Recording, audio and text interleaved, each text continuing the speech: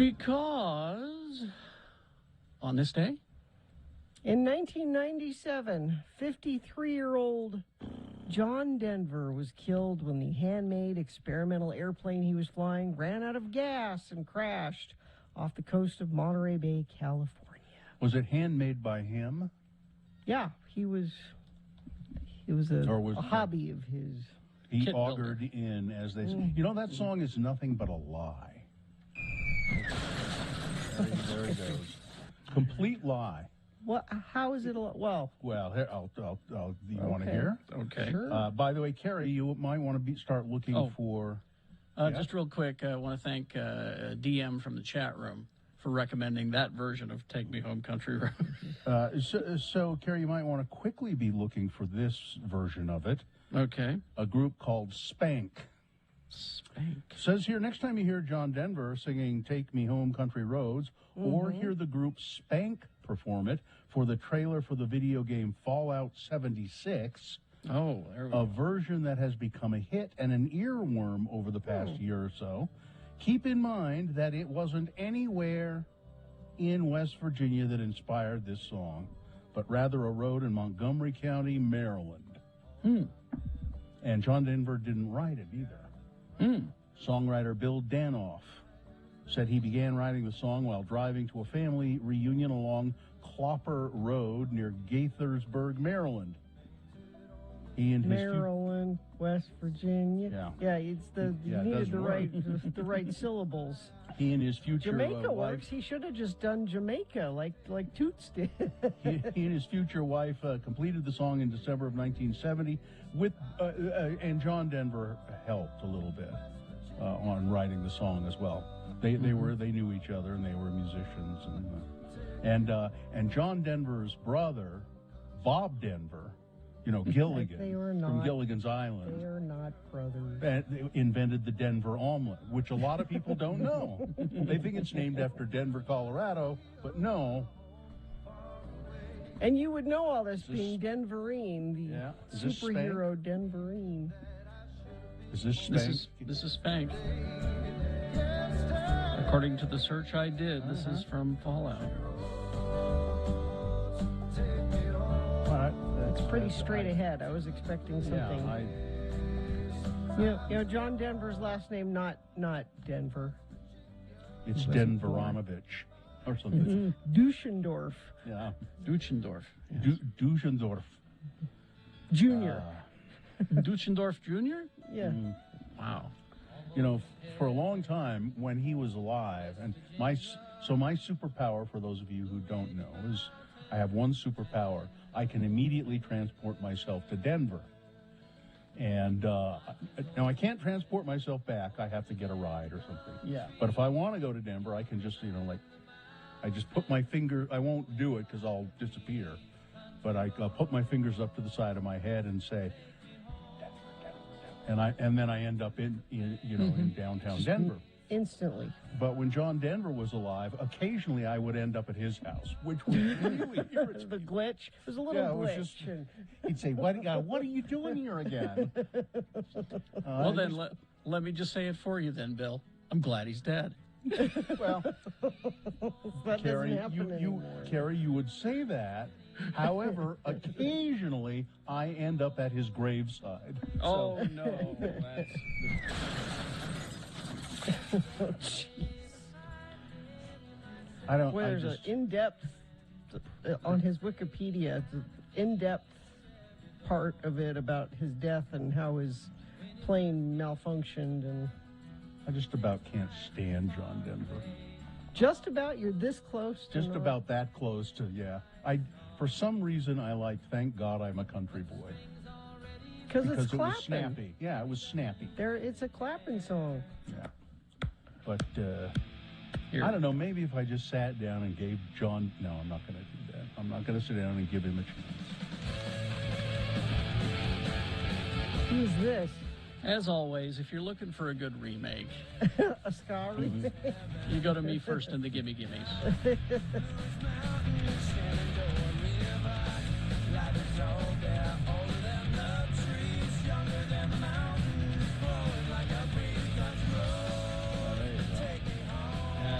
That it does improve it. It really does. Really does. Yeah. Grandma's feather bed? Come on now. Nope. No? Nope. And then he was in the movies too with George Burns. The thing, Oh, Dear God. God, oh God, how you Oh, God? God movies. How's it going, God? Or Was as it true? Oh, go Huh? ahead. I was going to say, as you're- it was at the Payson Hewish Theater, where I spent most of my time growing up in the dark, like a mushroom. They wouldn't put the name of the movie up on the billboard, up on the marquee. Sacrilege. It was that very special movie. They wouldn't put the words "Oh God" up on there. Some newspapers did the same thing for in the ads. They wouldn't. I'm not sure why. Because why couldn't you read it like, oh, God? Doesn't have to be, oh, God. But Could what's be, wrong oh, with reading it? Oh God. I mean, Because that's a swear. Is it? If you read it like that, it's a swear. Well, allegedly. It's taking the Lord's name in vain. See, no, this is But- where people get that confused. It's not about saying his name. It's about using his name to Yeah. benefit or profit That's or true. something like that. It's not about swearing. Yeah. Yeah. But, of course, that's just an inconvenience, to actually read the text and understand what it says. Yeah, it's not really a swear to go, oh God. Oh God. Yeah, They'll that's try a, to that's tell- a they'll- proclamation. That's Yeah, they'll try to tell you that that's a swear, but it's not. Okay, now here's the ultimate test. Can Me First and the Gimme Gimmes make the Eagles sound good? Uh-oh. Okay, give it a try. Okay.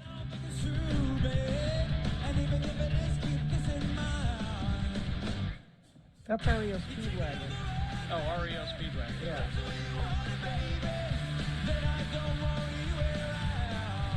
Yeah, I like it. It's all right. I'd like to hear him tackle Hotel California, though. Did they do that? Let me see.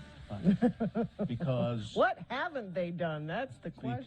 because I can't stand Hotel California. So You can't stand any Eagles song. Is there any Eagles song you can stomach? I may have a You're little very bit of, Big Lebowski in that regard. I may have a little bit of okay with Desperado for some reason. Because you're out riding fences. According to my search, they have not done Hotel California. Darn it. Boy, that just seems like a no-brainer. Yeah. Well, they don't. Their songs usually aren't that long, right? No, they're usually... They get rid of the solo in the middle. Yeah. I mean, like, Take It on the Run from Me First is 2.5 minutes. Yeah.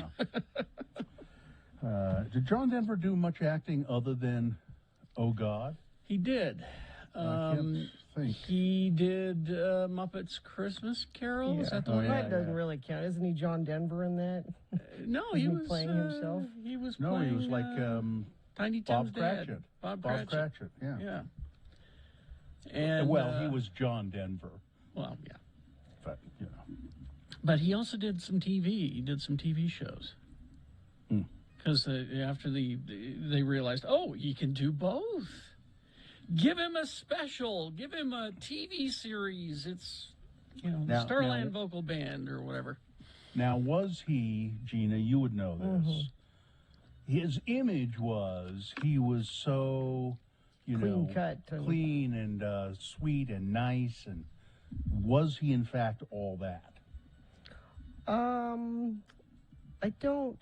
I have a vague sense of not being nice to his wife. Like he at beat some his point. wife or something? He did, and I was looking on his IMDb. He was on McLeod. Told you. He did a few things. I'm He going to did look some up Christmas movies, which makes sense. John Denver criminal record. I don't know. Ooh, well. Yeah. All right, so we found some Eagles that Me First and the Gimme Gimmes did. And it's your favorite Eagles song. Let's see how they do.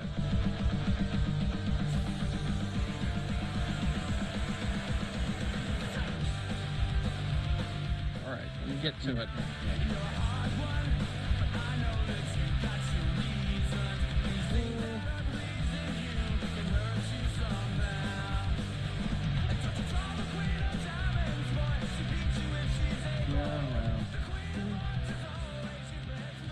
And it's a misnomer to say that's my favorite Eagles song. It's an Eagles song I can tolerate. Oh yeah, he was a drunk driver. DUIs, yeah. Yeah. There you go. He was a drunk driver? He was a drunk driver. Well, it wasn't he was just on one. He was on his way home from a party, you know, like you do.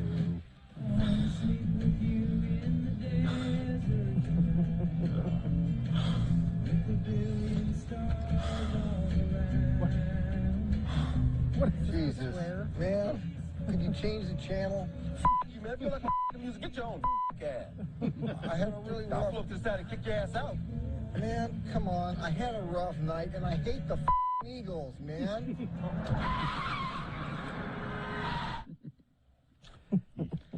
I didn't know that, but you know, I didn't know I shared that with Lebowski. I hated the Eagles a long time ago. I didn't just jump on the Lebowski bandwagon No. for that. No. It was before that. Yes, well, yes, excuse me. Excuse me. Yeah. Kermit the Frog was Bob Cratchit in the Muppets Christmas Carol. Uh-huh.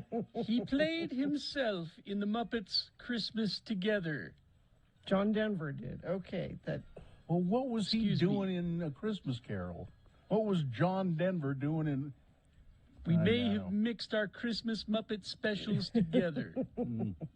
Oh, As I happens. see. I see. It wasn't A Christmas Carol. It was Yes. another Muppet And Christmas. apparently John Denver had 8 toes. Wow. Now again, I can 8 tell you- toes total or I can, on one? I can tell you about it after these messages. Okay. All right, that's All why right. he crashed the plane, though. I'll tell you that. Yep. So we should take a break, right? And, Yes. Yes. come back and officially start the show, and go to your check-ins if you'd like to do them. 877-602-9696. That's the number to call. Check in with the Radio from Hell show. Just how you doing this morning? What's up? Let us know what's going on. Where are you? What's the weather like where you are? Is it snowy? Is it rainy? 877-602-9696.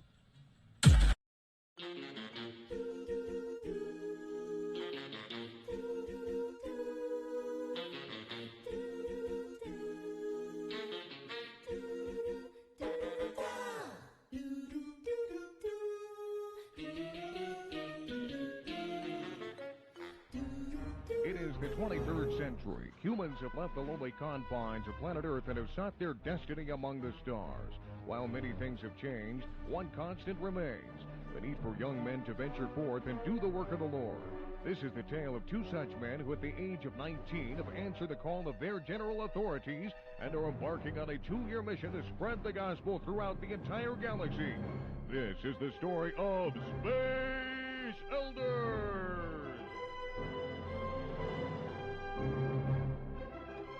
Today, we join our missionaries as they land on a remote planet called Triskelion. Hey, Lehi, ever wonder where Zone Leader Hansen finds planets no one has ever heard of to send us to? Well, I'm sure these folks just call the 1-800-Subspace channel and request visits by missionaries. Well, we've been on Triskelion for over a minute now, and no one's made an attempt on our lives. I'd say so far so good. But these are the agreed-upon coordinates. We were supposed to wait here for them to contact us. What the flip? Hey, where are we now? You are in a cavern miles below the surface of Triskelion. Looky, Butch, disembodied brains. Who are you guys? We are the providers. 200 quatloos for the tall one. 300 quatloos for the tall one. Excuse me, providers. I'm Lehi Christiansen, and this is Elder Jensen. 500 quatloos for Elder Jensen. As I was saying, we represent the Church of Jesus Christ of Latter-day Saints. You know, the Mormons. 600 quatloos for Elder Jensen. We was wondering if you had heard of our church and if you'd like to hear more. 700 quatloos for Elder Jensen, and I'll let you have the fat one for free. Hey, wait just a minute. Missionaries come in pairs. You can't split us up. We are a package deal. Okay. 800 quatloos for both of the Mormons. That's my final offer. Did we just get sold to that glowing brain under the glass doodad over there? That's what it sounded like. We'd better get to the bottom of this. Excuse me. It's me over here, Lehi. You know, the fat one. But you're not helping. Sorry. If you brains are done talking amongst yourselves, we'd just like to talk to you about joining our faith. Silence! You are now a drill thrall. You will fight in the arena for our amusement until you are dead. I don't like the looks of this. Come on, don't be such a wussy. We have these big stick thingies to defend ourselves with, and our opponent is a scantily clad woman with big breasts. Come on, lady, take your best shot. Ow! Hey, I wasn't ready. Try that again, I dare you. Ow! Hey, that's gonna leave a mark. Hey, provider guys, care to make a new wager? 300 quatloos on the missionaries. 400 quatloos on the scantily clad woman with big breasts. How would you like to wager your eternal souls? Make this good, or we will teleport you onto the surface of Triskelion Sun. Okay, here's the deal. If we win, we get to go free, and you donate 1,000 quatloos to the LDS Church Missionary Program. We lose, and we will remain drill thralls and fight for your amusement. I don't know. That's a lot of quatloos. Oh, you chicken? You have a wager. You two against all of the other drill thralls. Oh, well, it was nice knowing you, Lehigh. Don't sweat it, Butch. I got a plan. Is this the end of Butch and Lehigh? Will they spend the rest of their very short lives as drill thralls? Can quatloos be used to pay tithing? How exactly would you baptize a disembodied brain anyway? Tune in next time to hear Lehigh say, "Put down your stick, Butch, and follow my lead." Well, but we couldn't take a Percy girl thrall, and you think we can take on all them without weapons? Trust me. Excuse me, drill thralls. I'm Elder Christiansen of the LDS Church. My companion, Elder Jensen, Hi. and I were wondering if you'd like to learn more about the Mormon Church. Hey, where's everybody going? Foul! You cheated! I demand a rematch! On the next eye-gouging episode of Space Elders.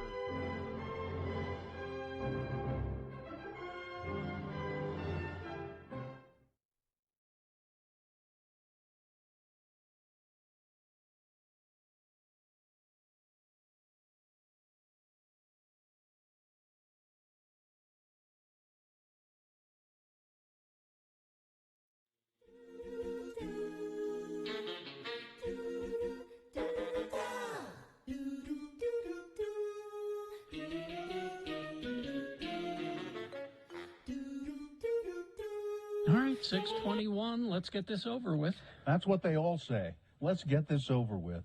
We'll officially begin the program, and then we'll go to your check-ins at 877-602-9696. I know that John is on the line, but I think there's some lines open. Today is Old Farmer's Day. Well, should I Oh. should sponsor this. Yeah, and why we don't should you do it that? properly, really. Okay.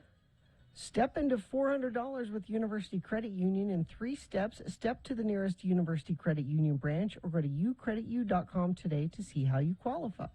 So if you're an old farmer, this is your day. This really is your day. It's also Moment of Frustration Day. I don't know where these things come from. Just don't know. And it's National Gumbo Day as well. Ooh, I like that. Nice dish of gumbo. I'll tell you that the moon is 42.7% of full, and it will rise today at 2:53 p.m., today being the 12th day of October in the year of our Lord Jesus Christ, 2021. This is the Radio from Hell show, starring the Lords of Morning Radio, Carrie Jackson, Bill the Old Farmer Allred, Gina Barberi right there. Katie for short is our producer in the studio in downtown Salt Lake, and I assume we have Miriam and Cameron Diaz, our fine interns, helping out as well. So now we'll go to your check-ins, I think, at 877-602. No? No, we had Doug, but he left. Well, that's fine. This may be your last chance to talk to us. You don't know. Who knows? You never know. Well, You I think never people- know if it's your last chance to talk with anybody. I think people were just Ever. dying for the John Denver fact Is that that was sent to me. the 8 toes? Let's see. Denver lost 2 toes in a lawnmower accident when he was 18. Due to this, he wasn't drafted into the military, even though receiving notice in '64. He was classified as disabled and hadn't served on any division in the military. This puts to rest rumors that have circulated that Denver served as a sniper in the Vietnam War. Why is it always that this really person with this good, clean-cut image is, Mr. Rogers was a sniper? Why is that an ongoing...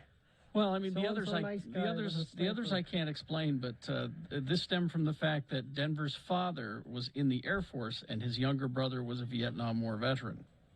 There you go. So at least he has some military in his family. I don't know about the others. For some reason, when you said John Denver had 8 toes, I pictured that he had 8 toes on one foot and 5 on the other. That's a lot of toes. I don't know why. Or, like 4 and 4. It just didn't occur to me that he had lost 2 toes. And can you really not fight in a war with missing 2 toes? I bet you could fight in a war missing they 2 don't. toes. No, they don't want you. They don't want something you. Something to do with, when you have to sprint. Balance. All the things balance. Festus had to do to get into the Navy. I mean, Your son, yeah. yeah, like they didn't want to take him because his hearing wasn't great. Oh, yes. He that's had right. surgery to repair his hearing so they would take him. That's how badly he wanted to. But he be in didn't care if he could hear people talking to him No. just every day. I ignore most people anyway, Mom. Living with him and my husband was difficult sometimes because my husband is hard of hearing also. He broke his eardrum when he was a kid and never quite. So if you're talking to him on one side of him, he has a hard time hearing. So the 2 of them in the house, I was constantly translating. So and so says this. Well, so and so said they unless they were looking right at each other, they couldn't talk to each other. Well, you should make sure. You should always make sure when you're in the room with them that you've got the good ear on. Yeah. On both sides, so that they can hear both of you. Like when my husband and I go out to dinner with people, I always try to position him at a place on the table where I know it won't be an issue. No, don't sit there, honey. Yeah, no, honey, no. I'll be on your bad side. But I Make don't. sure you... Well, has he thought about getting a hearing aid? We have discussed it. Well, let me just present this to you because I know there's the stigma. You don't want the hearing aid. I know. There is, if you go on YouTube, there is a hack that will show you how to make your earbud, your iPhone earbud, into a hearing aid. So it's not obvious. So it's not obvious. The microphone is in your phone, and it sends the audio, and it's all on the YouTubes. Hearing aids now though look. I mean, yeah, they kind of look like they don't have a earbuds big anyway. thing that goes around the outside. No. It just sort of No, tucks and inside. they Bluetooth and they can hook up to your Yeah. phone. You can listen to music through your hearing aids. Our and friend that's Ernie fun. has one of the more fancy ones, and it's just like you look at his ear, and there's like a little kind of a wire, but that's it. That's all you see. Yeah, I'm not getting them. You could probably use them, right? Oh yeah, absolutely. Why wouldn't you go get them checked? Because they look stupid. I care more about how I look than being able to hear. I don't want. They No. look stupid, and then they whistle. Yeah. No, my aunt has them, and we were at her house one year, and it was Halloween, and she has her Ring doorbell connected to her, and we wouldn't hear the doorbell. She just periodically would stand up and walk to the door to pass out Oh, that's candy. Because we couldn't hear it. It just went straight into her head. That's funny. I like that. Yeah, see, Cool. Sue's just alerting to me that the times that we've had Ernie over, chances are he was listening to music and not paying attention to any of us. Oh, no, I'm listening. My brother's quite deaf, and he's had hearing aids all of his life. And he started out with the big things behind the ear, and now he's just got 2 little. You don't even see him. Really You can't at even all. see him. It's just like a little wire sticking out. But you can watch TV, and it just goes straight into your head. Or It improves your vision too. I don't know that it does that. All right, and you can see why they don't want Medicare to pay for hearing aids. Because everyone would get them? Because everyone would get them. Yeah. It won't pay. And for, it's expensive. No, Huh. no, Medicare won't pay for hearing aids or dental. They're trying to do that right now. It's part of the Biden plan. Yeah. But everyone, all the big money lobbyists are fighting it like hell. All right, traffic, please, Gina. See, a couple of people are texting in. WTF is going on SR 36 in Stansbury. I don't know specifically. I'm betting it's weather related. But if somebody knows and can text it to us, this friend of the program would appreciate it. I think another friend of the program says super foggy 62nd South Mountain View Corridor West bench. So we're dealing with rain, sometimes mixed with snow and fog this morning. That all adds up to not very good commute. And we are back to road restrictions in the canyons. Carrie, where's that? That's in Logan somewhere. That is a lot of snow. Logan schools are a 2-hour delay because of weather. Well, there's a big power outage actually in Cache Valley. Let's see, how many thousands of people are 7,700 people without power in Cache County. Big storm hit and knocked out power lines, tree limbs down. They're working on these issues. I think there's some power out in the Salt Lake as well. Some customers affected in Salt Lake. So we're going to be dealing with that stuff this morning. If you see something and it's safe for you to text, you can send it in 33986. All right, thank you very much. We will take a break. We will be back. We've got big boy news, Opinioendo. I think we're going to start an X poll coming up. Did we determine which X poll it was? Okay, we'll have that for you coming up after these. Stand by for that. Scott Hale Plumbing, drains, heating, and air. Yep, Scott Hale. You call Scott Hale if you have an emergency in your plumbing, your heating, your drain, your whatever it is. You can call them at 801-264-HALE. That's 264-HALE. Get your furnace tune-up. It is now cold, officially cold. So you can still get your furnace tuned up. Let's see, what's today? It's the 12th, right? So you can schedule your tune-up by the 17th. It's only $29. If you do it by the 31st, it's only $49. But then in November, Scott Hale's furnace tune-up goes back to $79. Also, Scott Hale would like you to know they're growing. If you want to join a talented team, visit scotthale.com for a full list of open positions. They are a hail of a company. It's Scott Hale, plumbing, drain, heating, and air. There we go. Plumbing, drain, heating, and air. The music starts at 10. You want to open up the Batman? Do you want me to do this? Trading Yeah, cards? do it. Do it. Come on, do it. So this is from 1980 what? It says 1989. This is from a classic pack of Batman movie. The first, the Michael Keaton one, not the first Batman movie, but the Michael Keaton one. The real Batman. Well, yeah. From 1989. Adam West. But this is, it's not valuable because it's the second series. Okay. And so they're selling these at the comic book store at Dr. Volt's for just like $2. Mm-hmm. But these are, I thought they were reproductions because that's the new thing now. For those of us who are still fishing for our nostalgia from our childhood, they're recreating things from our childhood in the exact way, like the Star Wars action figures and Mego action figures and all that. I thought this was a reproduction when I saw it on sale. But really, it's original. These are from 1989, Batman trading cards, So 9 cards. That gum is how 9 old? cards, 1 sticker, and 1 stick bubble gum. That gum is, do the math. See. Tell me how old this gum is. 1989, so 1990, that'd be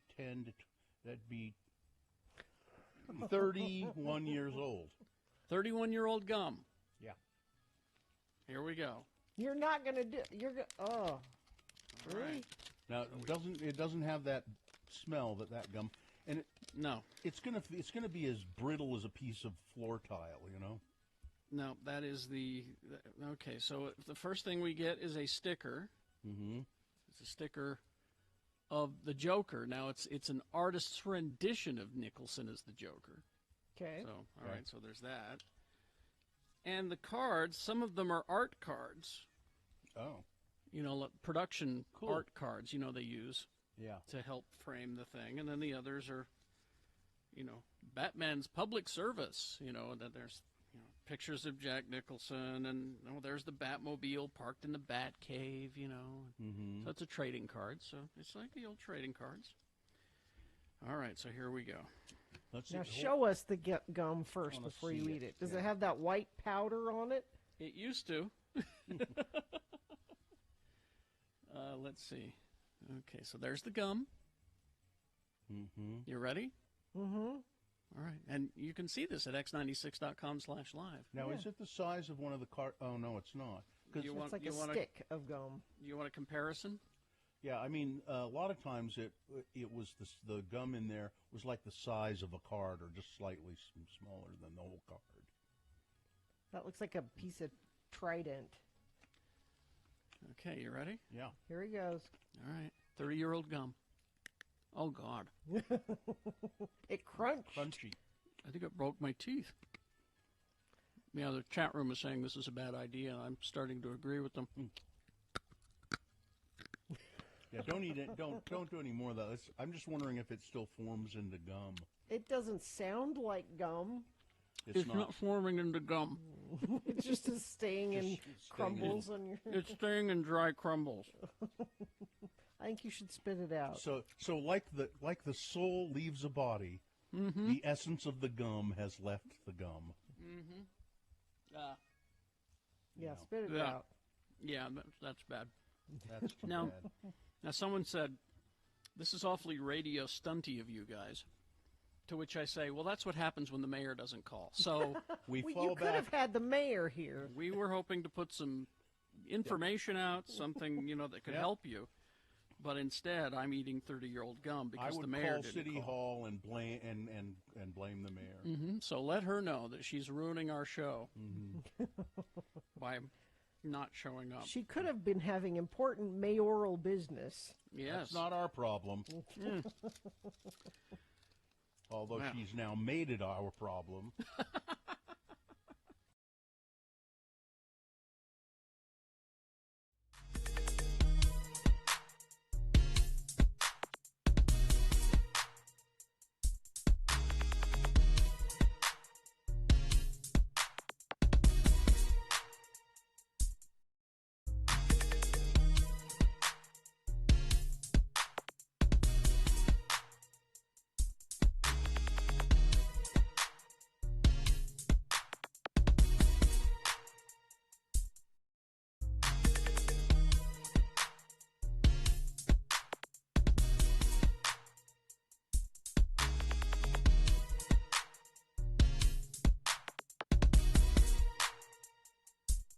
Okay, now we're going to do the news here, and that'll be about 10 minutes or so, and then we'll start the X poll.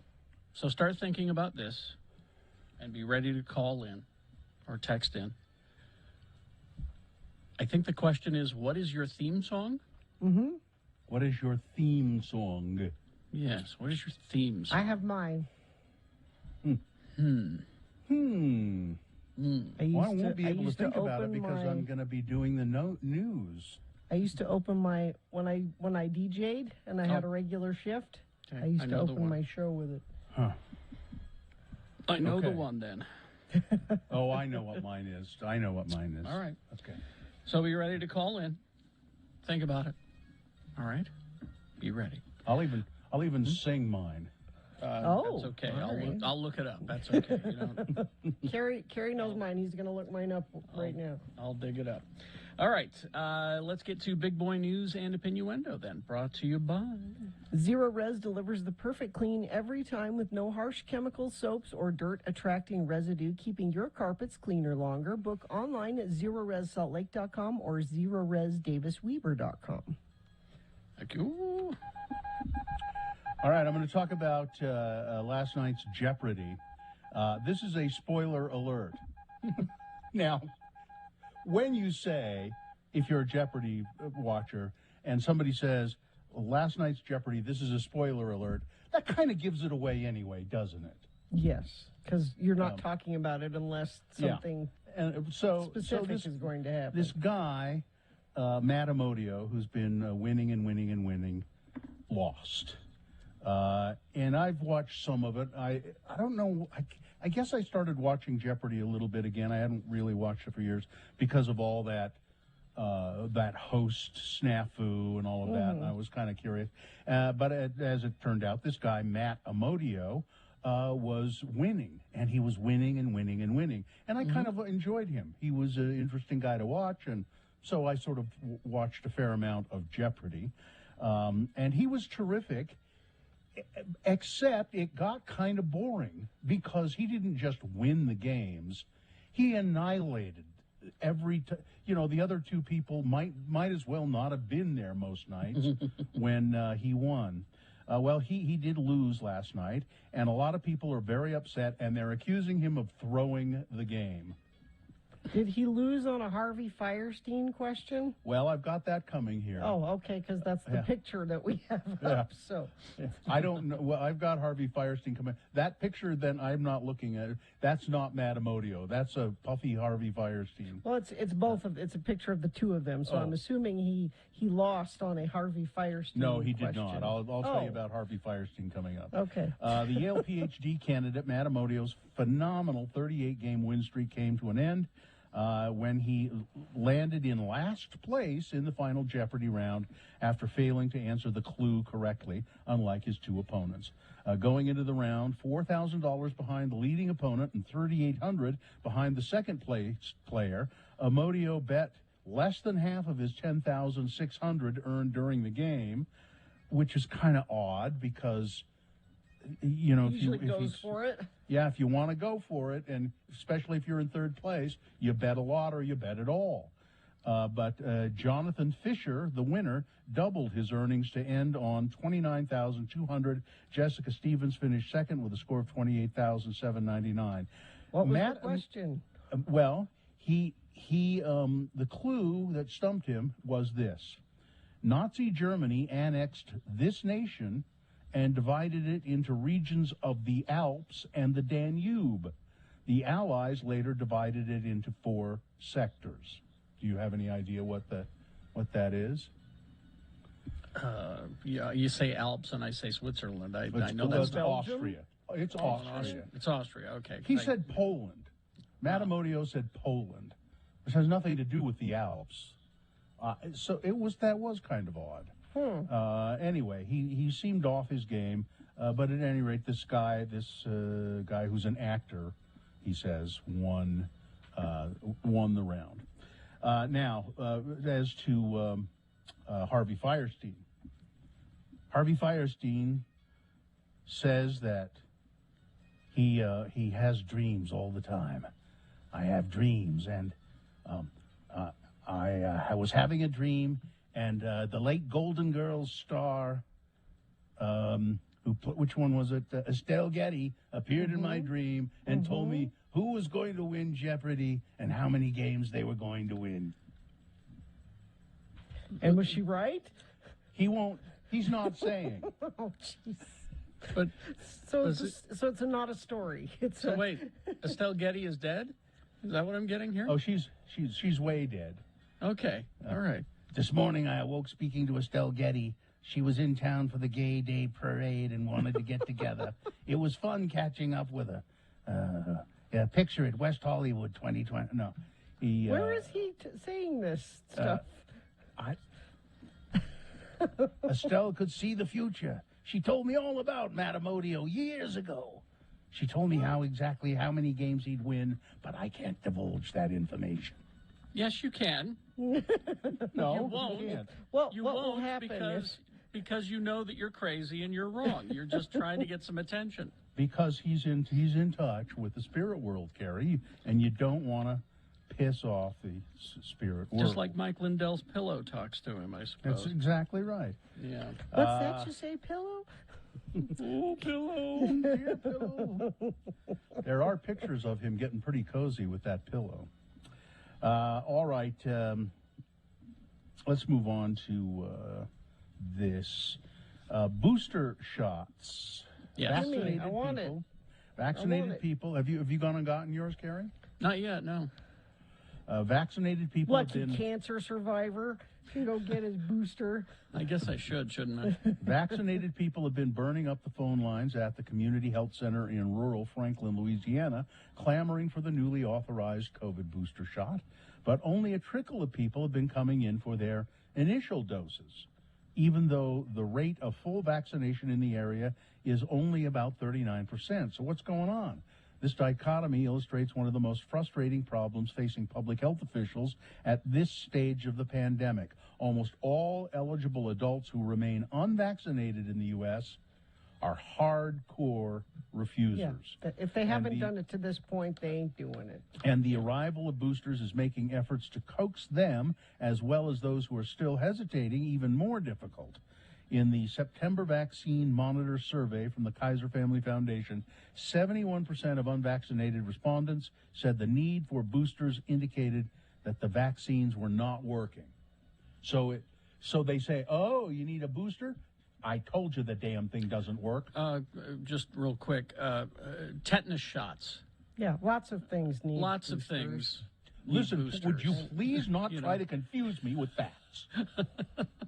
The Utah Jazz, fans of the Utah Jazz, ready for the new season, but anybody going to the Vivint Arena will need more than just a ticket to get inside. Everybody over the age of 12 has to show a COVID-19 vaccination or show a negative COVID-19 test, proof of a COVID vaccination, I should say, or a test result before going into the arena. People 12 years of age and under, they can go, but they have to be masked. Fans younger than 12.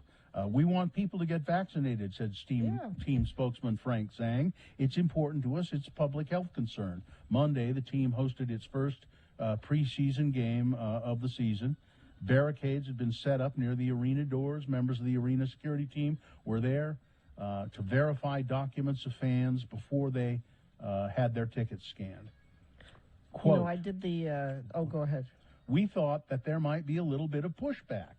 But honestly, people were there and they really wanted to come to the games. Yeah. They wanted to get back together. And it was pretty, everybody did it. Mm-hmm. So I did that Pride Road rally this weekend, and it was outside. Oh, I heard that was the thing that was going on. Yeah. And I didn't think anything of it. I came up to the gate to get in, and they said, "Do you have your proof of vaccination?" I'm like, "Oh, I didn't know I needed that." And they said, "Oh, do you have the Docket app?" DOCKET, is that right? Yeah, and it just taps into the Utah Health Department, and you're on record there as having it done. It took me just like a minute to load it onto my phone, and it's right there and says I'm vaccinated. And it's super. Everybody should just put it on their phone just right now while you're thinking of it, and then you have it if you need it. But it was super easy. And I've got so many apps on my phone, I think I'll have to take off solitaire if I do that. I don't know.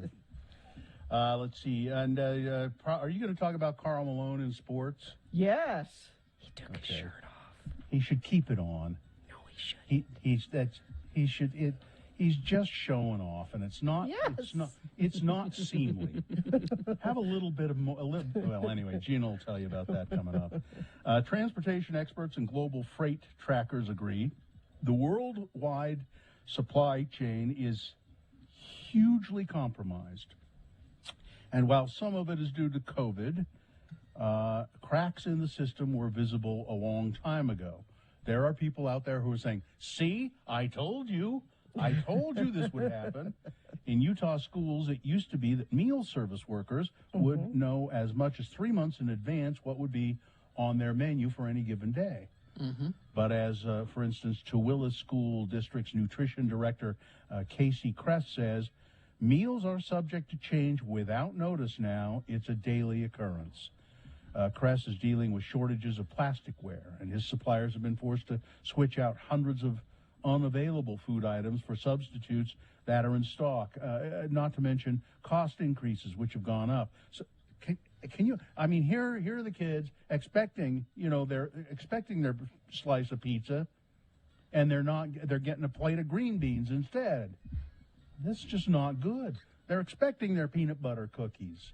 They're expecting their mashed potatoes with hamburger gravy. but then they end up getting something else because of food supply changes.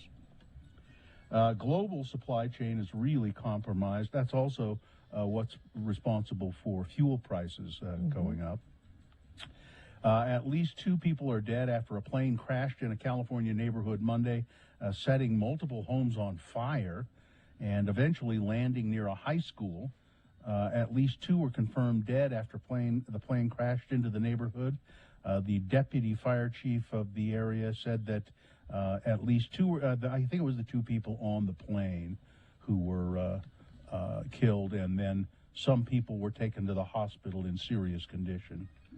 And that's it. Sports, weather, traffic. Utah Jazz great Karl Lamone returned to the state of his greatest basketball achievements on Monday to announce plans to help feed the hungry. Of course, the 2-time NBA Most Valuable Player started 18 seasons with the Jazz, and he has some car dealerships here in Utah. He said, quote, "I came to Utah as a broken individual, and you guys accepted me. So I'm going to call on all my Utah hunters, kids, young and old. I want to end hunger in Utah and Louisiana." So he's partnered with the Utah Food Bank. He's making his dealerships places where the food bank you can drop food off for the food bank. And next time we interview Jeanette Bott, because we always do in November, there's a picture of her. Lucky her getting to stand next to Karl Malone, who for some reason decided to unbutton his shirt, naked chest for all to see, and he says, he's 58, by the way.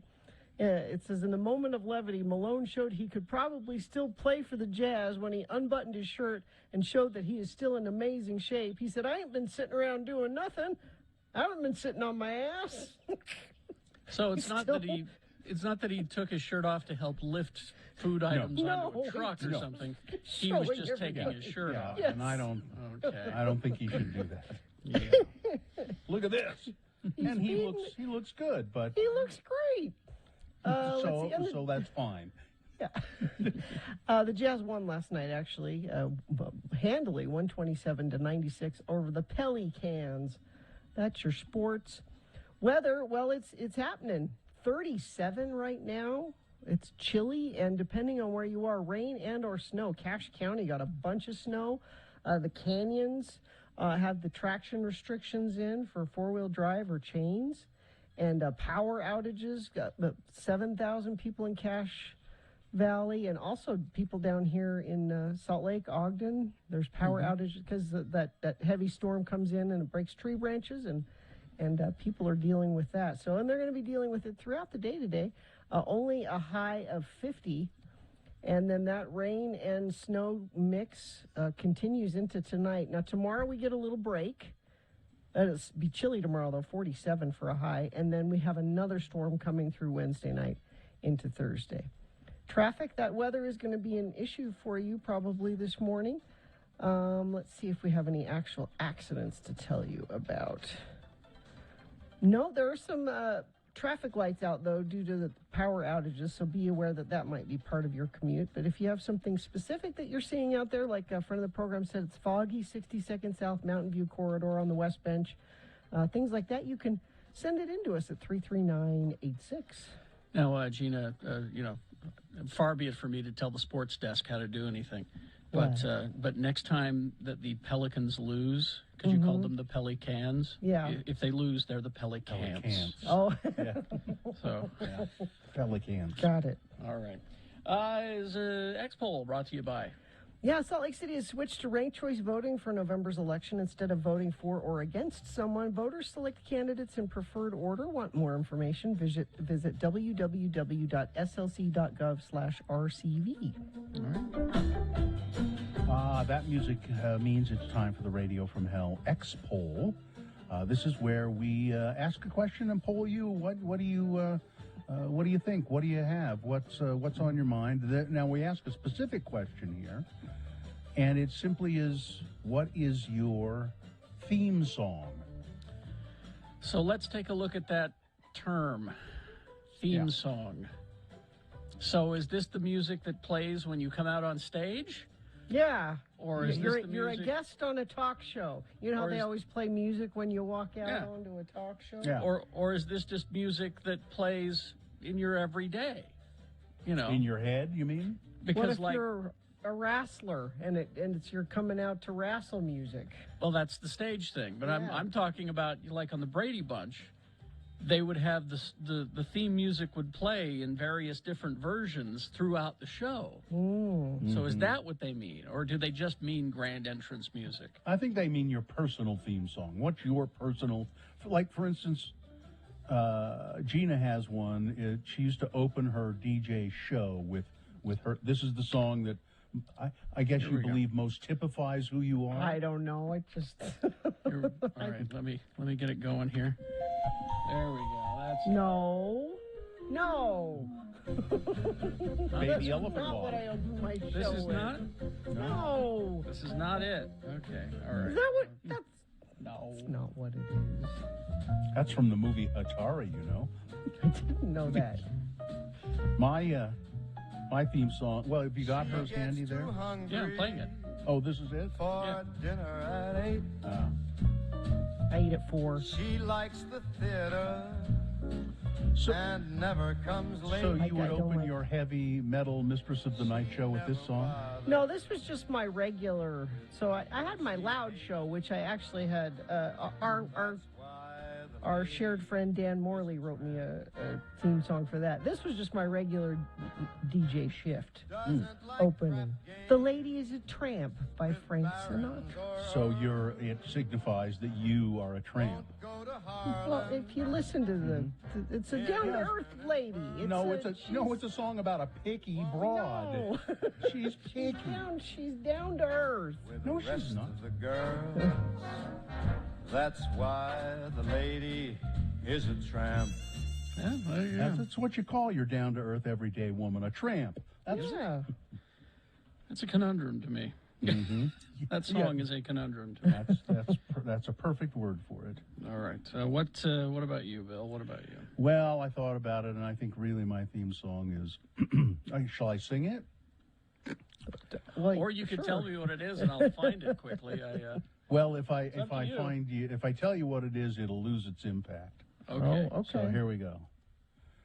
The Lord is good to me, and so I thank the Lord for giving me the apple tree, the sky above, and the apple seed. The Lord it's the Johnny Appleseed theme song. Dennis Day, sung by Dennis Day. Oh, you would send me to a tough one to find. Yeah, I know it is. It's that is my.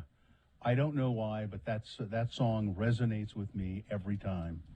And it's Johnny Appleseed. Yeah, I think so. It's by Dennis Day. And Johnny it's from a Appleseed's Disney song. cartoon. Here we go. Yeah. Okay. Here we go. I think I got it. Yeah. The Lord is good to me, and so I thank the Lord for giving me the things I need, the sun and rain and an apple seed. Yes, He's been good to me.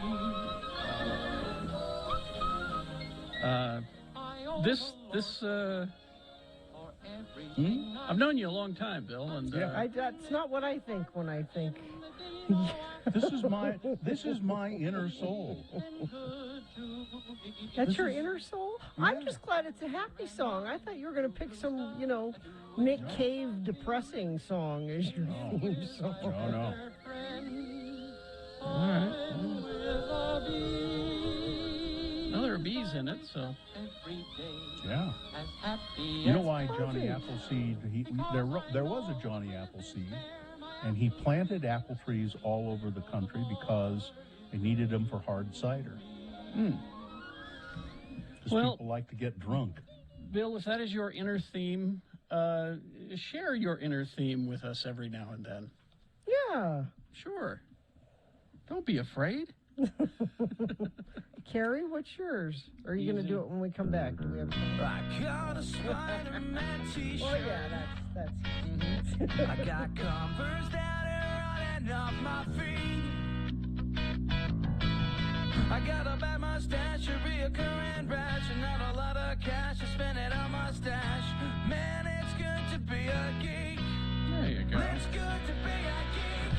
It's good to be a creep. I mean, it's a song about watching The Wrath of Khan on a big screen TV. It's it's essentially my life. Yeah.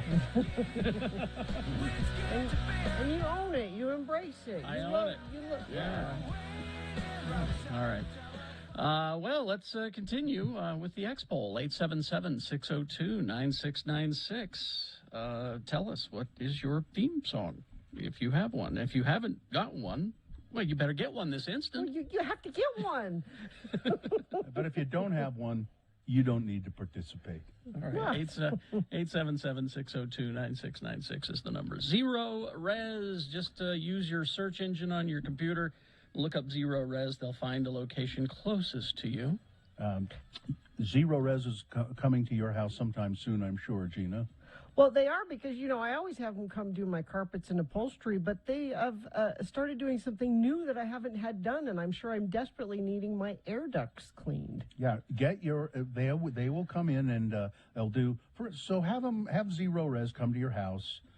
Give them a call at 801-2880 or go to ZeroResSaltLake.com or ZeroResDavisWeber.com. Have them come and do the carpet cleaning. They'll do that for $33 per room, but they'll give you 25% off air duct cleaning services. Offer expires, it says, October 31st. So call Zero Res right away.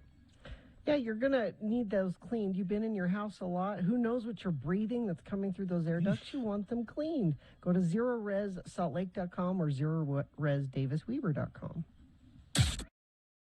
Mark Ronson featuring Bruno Mars. Okay.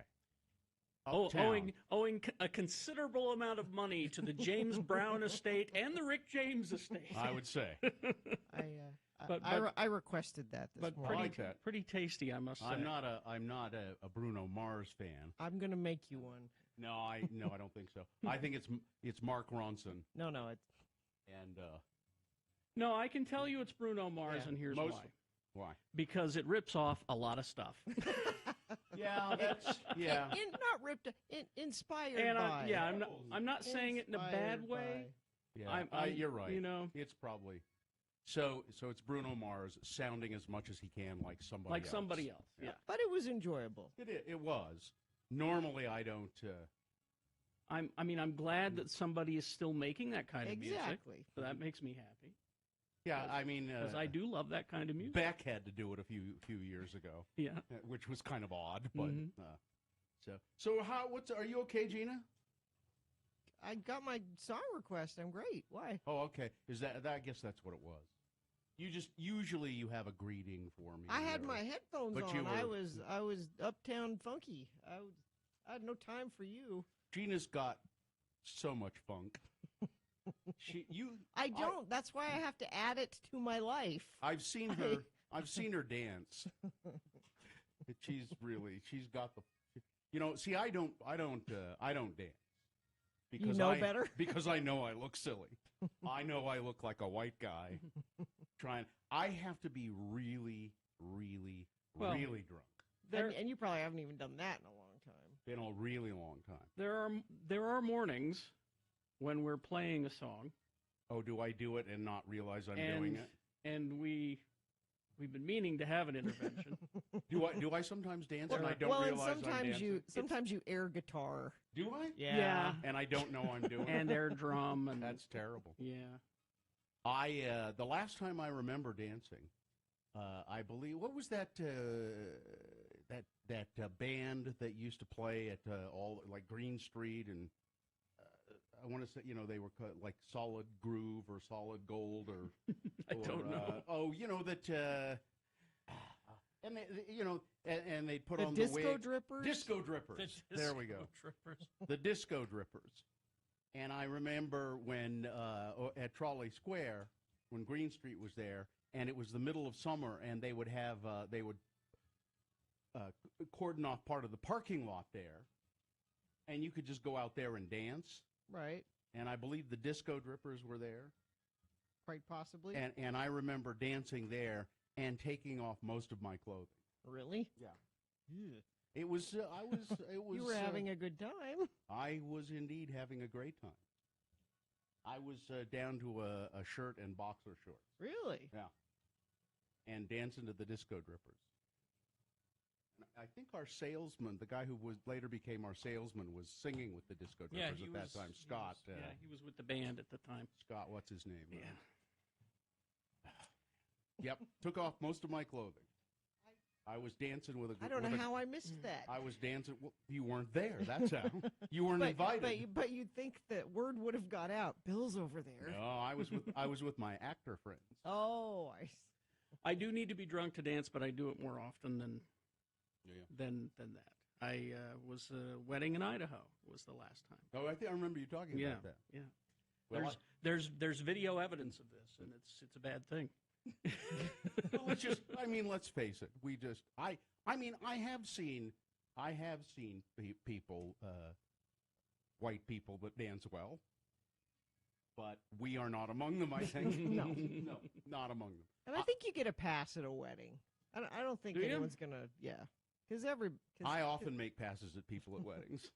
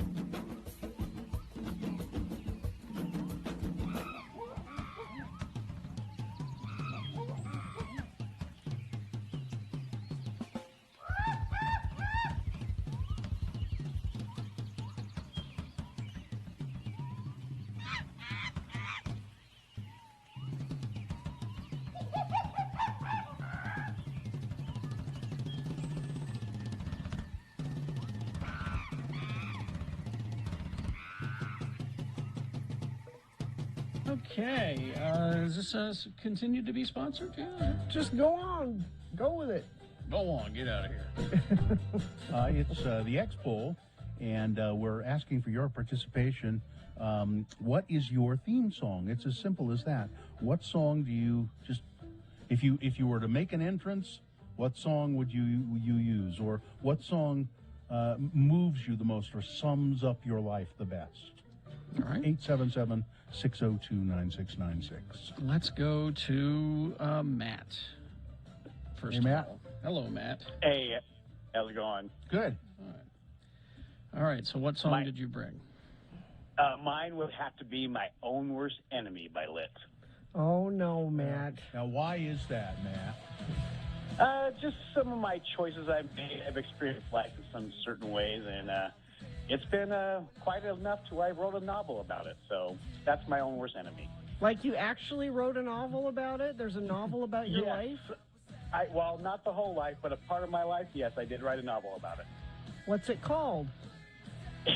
My Own Worst Enemy. It's called Daddy's Little Cotton Candy Dreams. Okay. Okay, I don't think I really want to delve into that. Thanks for calling, Matt. You bet. Later. I don't know, Matt. A lot of bad decisions in this song. Mm-hmm. Yep.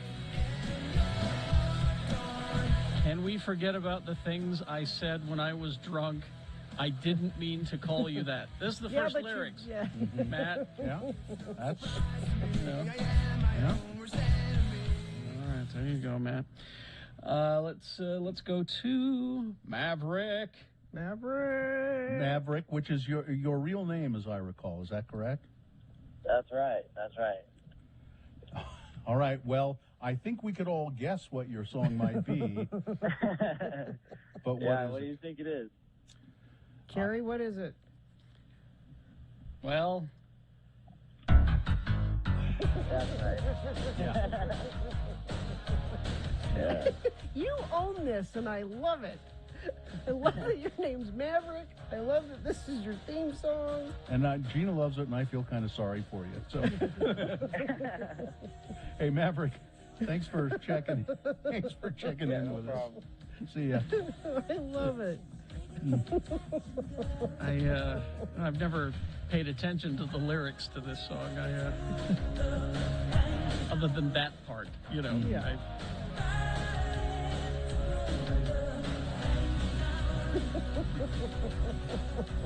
All right. Thanks, Maverick. We're heading into twilight, spreading out her wings tonight.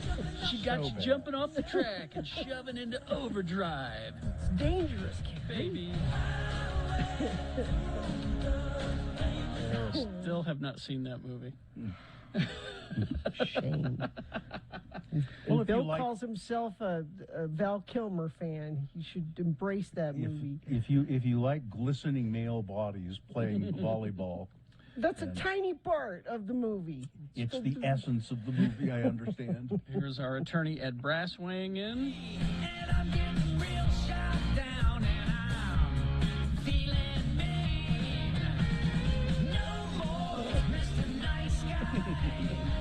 You are a nice guy, Ed. Don't kid yourself. No more. No more. You're about as nice as they come.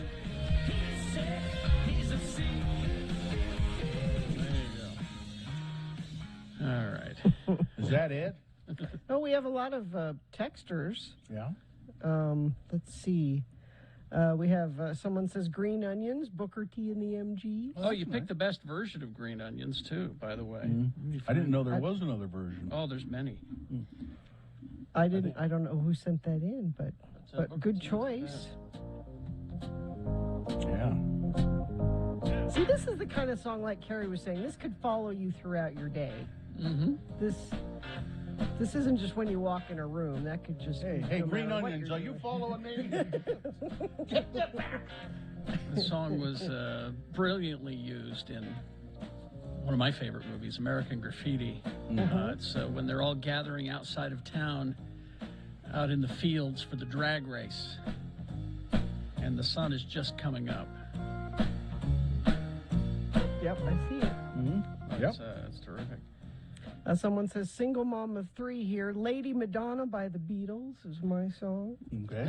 Oh, let me see here. You could still call, by the way, at 877-602-9696 if you've a mind.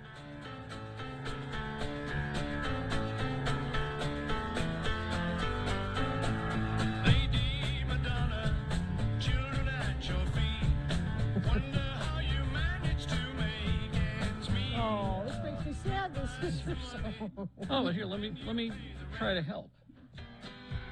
It's Fats Domino remade it. Maybe it's better. Really? Or maybe he did it first. I'm not sure. No, it's a remake. We did have a caller who couldn't stay on the phone, unfortunately. It's Joel from Orem, and he says his song is Dark Necessities by the Red Hot Chili Peppers. Dark Necessities. So he's had some troubles too, it would seem, or continues to have them. Yeah, I can't stay on the line. I'm on the run. Yeah.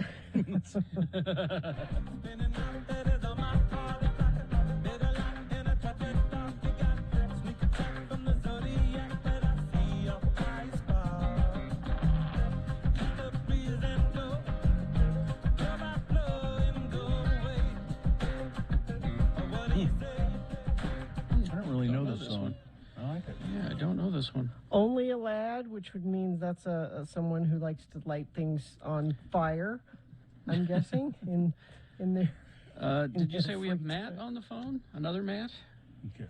Hey, Matt. All right, Matt, go ahead. Hey guys, my song for my funeral, if I could have my rathers, would be Macklemore and We Dance. What is it again? Macklemore and We Dance? Yeah, I didn't know if it's making the rotation on X96, but Oh, Katie loves this song. just a happy, like upbeat, everybody's laughing, everybody's smiling dance song. You know, that's the way you want to leave your mark on the world, right? Yeah, exactly. And we danced. And we cried. And we laughed. And had a really, really, really good time. Take my hand. Let's have a blast. So you said, Matt, if I had my druthers, why can't you have your druthers? Why Oh can't? no, I'm gonna work it into my my will. I'm sure. You know. Okay, yeah. Write it down so people know. You get your first drinks at the funeral for free, but you have to dance if you want a third. So. All right. Thank you, Matt. Let's go to Tyler, and we'll close things out. Hi, Tyler. Hi. All right. What do you think? Well, my theme song? Yeah. Pretty Fly for a White Guy. Now, are you really, Tyler? Are you really? I'm guessing. Oh, I only guess that I'm fly. No one said anything. You think that you are. You know, this means that everybody else doesn't think that, though, Tyler. That you may think you are, but... Well, you know, I don't care what other people think, you know? I like what I like. Good. Okay, good. I'm not sure that it's a good thing to be pretty fly for a white guy. For a white guy. How about to be pretty fly for a rabbi, the Weird Al Yankovic version? How about that instead? Huh? There you go. You know,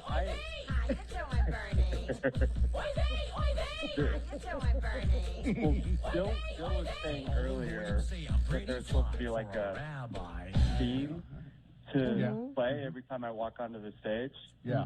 And it would be something like if I were to walk on the stage, it would be the cowbell sounds that they make at the beginning of the song. Just the cowbell sound. Okay. Just the cowbell. All right. Well, thanks for calling us.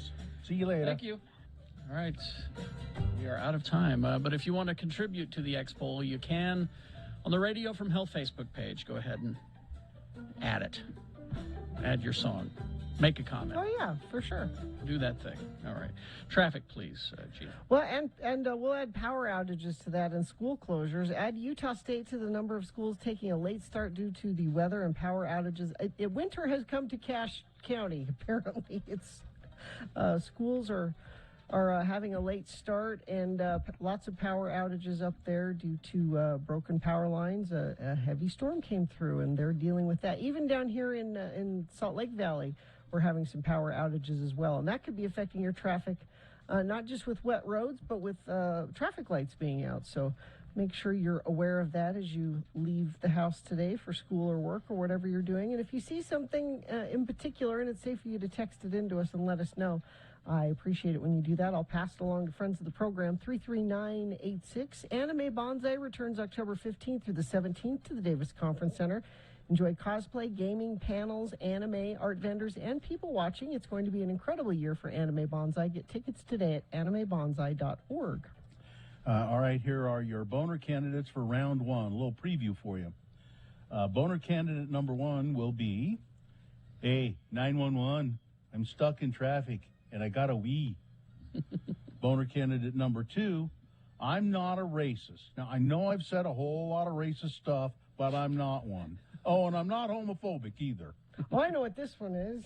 And boner candidate number three, hey, can I come in and get that gun what was used to shoot that guy? Boners round one, big boy news, all coming up after these. Stand by. BigOTires.com, locally owned and operated. Yeah, the team you trust. Locally, they are all locally owned and operated, I do believe. And there's lots of them, a brand new one, brand new Big O Tires in Pleasant Grove. So if you stop in, you can save up to $150 on Big O brand tires with your Big O credit card. I don't have a Big O credit. You just go in and you say, I want a Big O credit card. And then you just use it for Big O, use it for tires when you need it.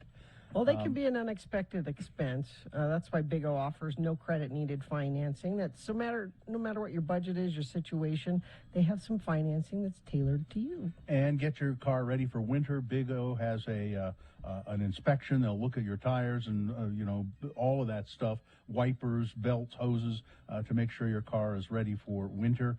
So what you need to do is go to the website bigotires.com.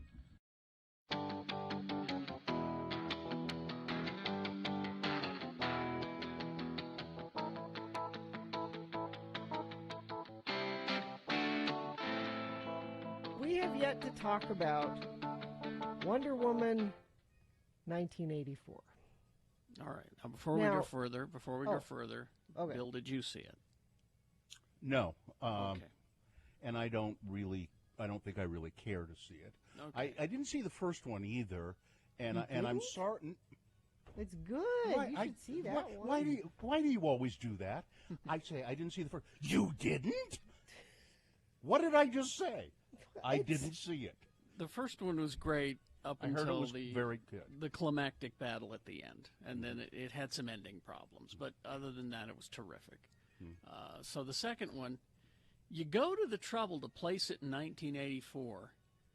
I'm expecting a great soundtrack. Yes. Because the trailer, we had Blue Monday from New Order. Yes. And I'm like, okay, this is just a hint of things to come. We're going to get a whole lot of great late 70s, early 80s songs. No.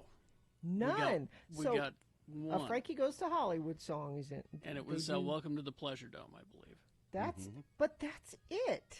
Is it a money thing? They didn't want to pay rights for. Well, they didn't put that was the only song in it, or it was the only 80s song in it. There was a scene where they were all going to this fancy ball, and Gal Gadot strides in this white gown, and she's just looking amazing.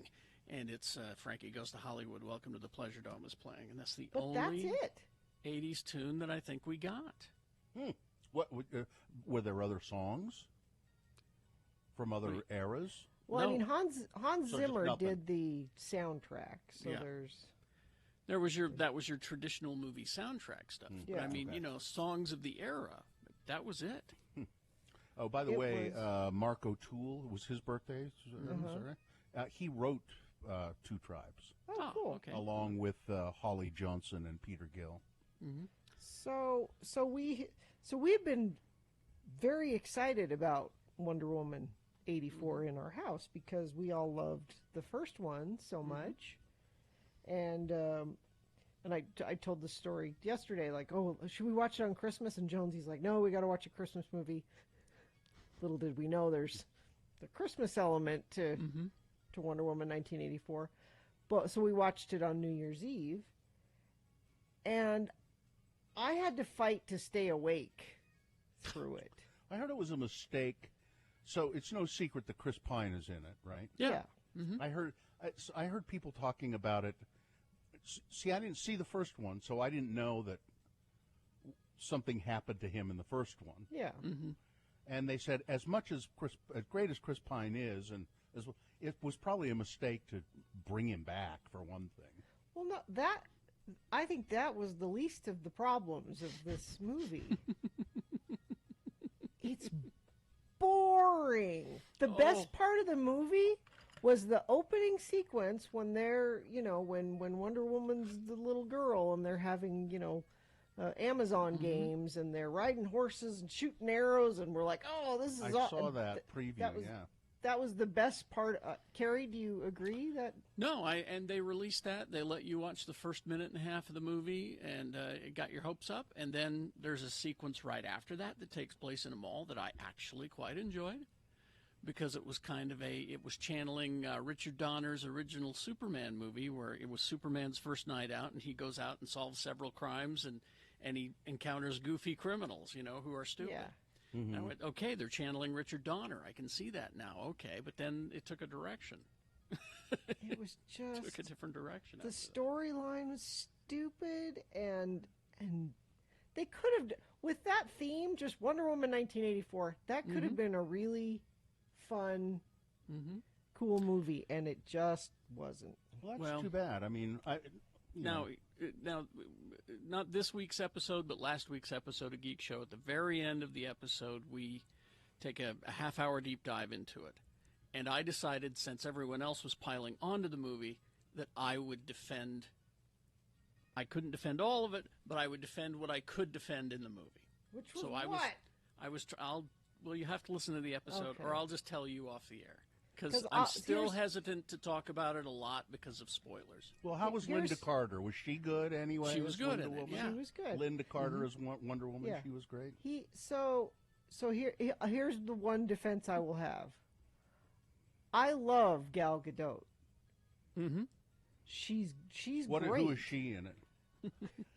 She's perfectly cast as that person, and and she's gorgeous. And her boyfriend Lyle Wagner, he's She's good? gorgeous, and she's great with the action scenes, and so she is wonderful. So that's my right. one positive. I've got a bunch more on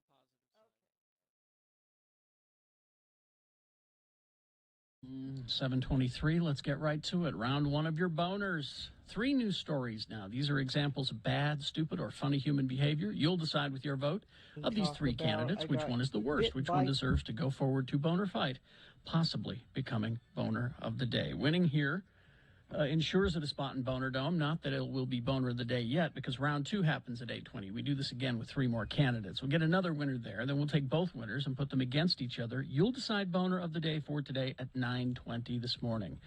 That's when boner fight happens. Right now, this is round 1. We got to send one of these 3 candidates forward.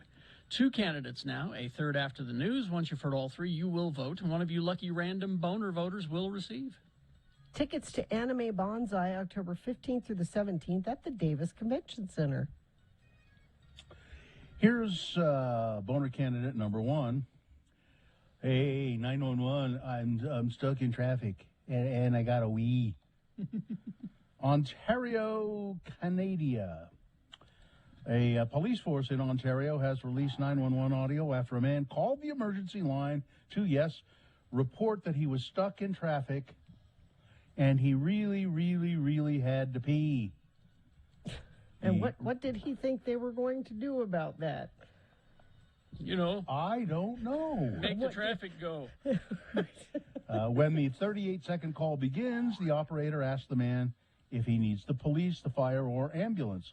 At first he said, I need an ambulance.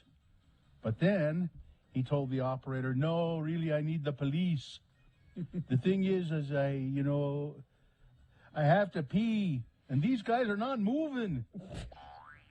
This is your emergency, the operator responds, that you have to pee, and how are the police going to help you urinate? The caller then repeats, I have to pee, man. I'm not sure what you'd like me to do. Bottle or anything? Not sure what you'd like me to do to urinate. I can't help you with that, the operator said. Please, they want to remind the public, please. Don't misuse 911, and take an empty bottle with you. Boner candidate number 1. But I know you cops are just making this traffic, so you could stop it, and I could go pee. Here's boner candidate number 2. I'm not a racist. Now, I know I've said a whole lot of racist stuff, but I'm not one. Oh, and I'm not homophobic either, okay? John Gruden stepped down yesterday as the coach of the Las Vegas Raiders football team, hours after the New York Times detailed emails in which he had made homophobic, misogynistic, and racist remarks following an earlier report of racist statements about a union leader. His resignation was a striking departure from the Football League for a coach who had won a Super Bowl, been a marquee analyst on ESPN, and had returned to the NFL in 2018 to lead the resurgent, it says here, Raiders, which he had coached years before. I have resigned as head coach of the Las Vegas Raiders, he said on a Twitter statement. I love the Raiders and don't want to be the distraction. Thank you to all the players, coaches, staff, and fans of Raider Nation. I'm sorry, I never meant to hurt anyone. You never meant to hurt anyone. Mark Davis, the owner of the Raiders, said in a statement he had accepted the resignation. So what did Gruden do? Well, and there are numerous instances of this. He had casually and very frequently unleashed misogynistic and homophobic language over a period of several years to denigrate people around the game and to mock some of the league's momentous changes. He denounced the emergence of women as referees. He denounced the drafting of a gay player, referring to him as an F word, and the tolerance of players protesting during the playing of the national anthem. Gruden's messages were sent to Bruce Allen, the former president of the Washington football team, and others while he was working for ESPN as a color analyst. He called the league's commissioner, Roger Goodell, an F-word and a clueless football pussy. Wow. A clueless anti-football pussy. He said that he referred to the openly gay player who was drafted as a queer. He made comments about He's a horrible person. Racist comments about the leader of the players' union. And just to say, I didn't mean to offend anybody. That doesn't just erase all the. And he also said, and I'm not a racist. I know I feel good about that. I know who I am. I'm not a racist. What, you just act like one? I don't get that. Anyway, boner candidate number. Oh, and then they then he had sent a whole bunch of emails of women wearing only bikini bottoms. One of the two photos was a Washington team cheerleader. So, that's just all kinds of bad stuff this guy did. Boner candidate number 2. Coming up in a moment, boner candidate number 3. Hey, can I come in and get that gun that was used to shoot that guy? Boner candidate number 3 for round 1 coming up after this. Big Boy News and Opinioendo, brought to you by Tim Daly Auto Group is getting new shipments daily of incredible vehicles, all backed by the Tim Daly Forever Warranty. Don't wait. Think Tim Daly and think Forever Warranty. William Shatner was asked why he is going into space at the age of 90. He will be joined by Blue Origin's Vice President of Mission and Flight Operations, Audrey Powers, as well as crew members Chris Boyjan and Glenn DeVries, although Blue Origin Jeff Bezos will not be on this flight. During an appearance on CBS this morning, Mr. Shatner said, here's why he's going into space at the age of 90. I wanted to claim that I was the oldest person that went into space. He said that I want to see space. I want to see the Earth. I want to see what we need to do to save Earth. I want to have a perspective that hasn't been shown to me before. That's what I'm interested in seeing. Is he going to go up to the window and say, "Oh my"? No, because he has no sense of humor at all about any of it. No, he's just such a load of crap. He is a dick. He's just a dick. What a load. What a load of crap. Oh, he's full of it. He's not saying anything. I want to see what we need to do to save the Earth. What? God. Anyway. From up there, you'll see it. It just hit me, you guys. I guess. Since July, 1 in 5 COVID patients receiving treatment through a special lung bypass machine were expectant mothers. This is in England. Were expectant mothers who have not had their first shot or their first jab, as the British put it. Pregnant women make up 1/3 of all the women from 16 to 49 years old who are receiving extracorporeal membrane oxygenation therapy, which is used only when a patient's lungs are so damaged by the virus that a ventilator can't maintain oxygen levels. Only 6% of pregnant women needed that therapy at the start of the pandemic. Now the health service says it's gone up exponentially. And pregnant women, it is perfectly safe. We've heard from epidemiologists and doctors that all say it is safe. Not only is it safe, but they need to get the vaccine because when you're pregnant, your body is under. It's a pre-existing condition. It's under all kinds of other stress. So if you catch COVID while you're pregnant, you can have serious complications. Well, okay, but I'm going to have to do my own research. Okay, I'm just going to do you my Googling YouTube videos is not research. The doctors and epidemiologists have done the research. They're telling you their findings from the research. I don't trust them. Why? They're trying to hurt my baby. Are they Why really? would they do that? Yeah, what would be the they point? took Because a it's government control. What's government control? They're trying to control my baby. They're trying to. Why would they want to do that? It doesn't make any sense. It doesn't make any sense. Yeah. Texas Governor Greg Abbott has issued an order to ban any entity in his state, including private businesses, from mandating coronavirus vaccines for workers or customers. That's not going to fly. He's doing it, but it won't. Federal law supersedes. Federal law supersedes whatever kind of order that Governor Abbott is going to put out. This puts him at odds, and it also Texas, we're business friendly here. Well, there are big corporations in Texas who want the vaccine mandate, who think that that's the best thing for business.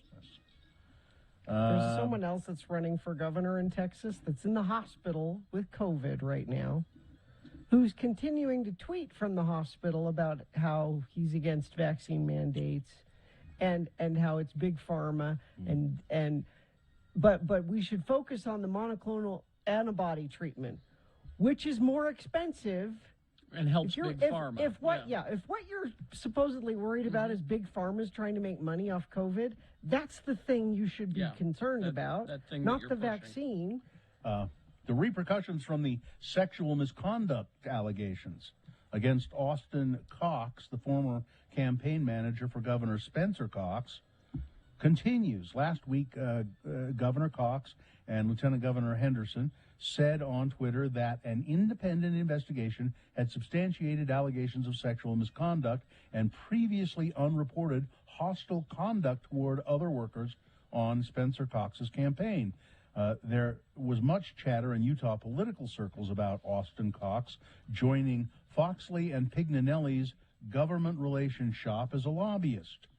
As it turns out, that was something very much in the works.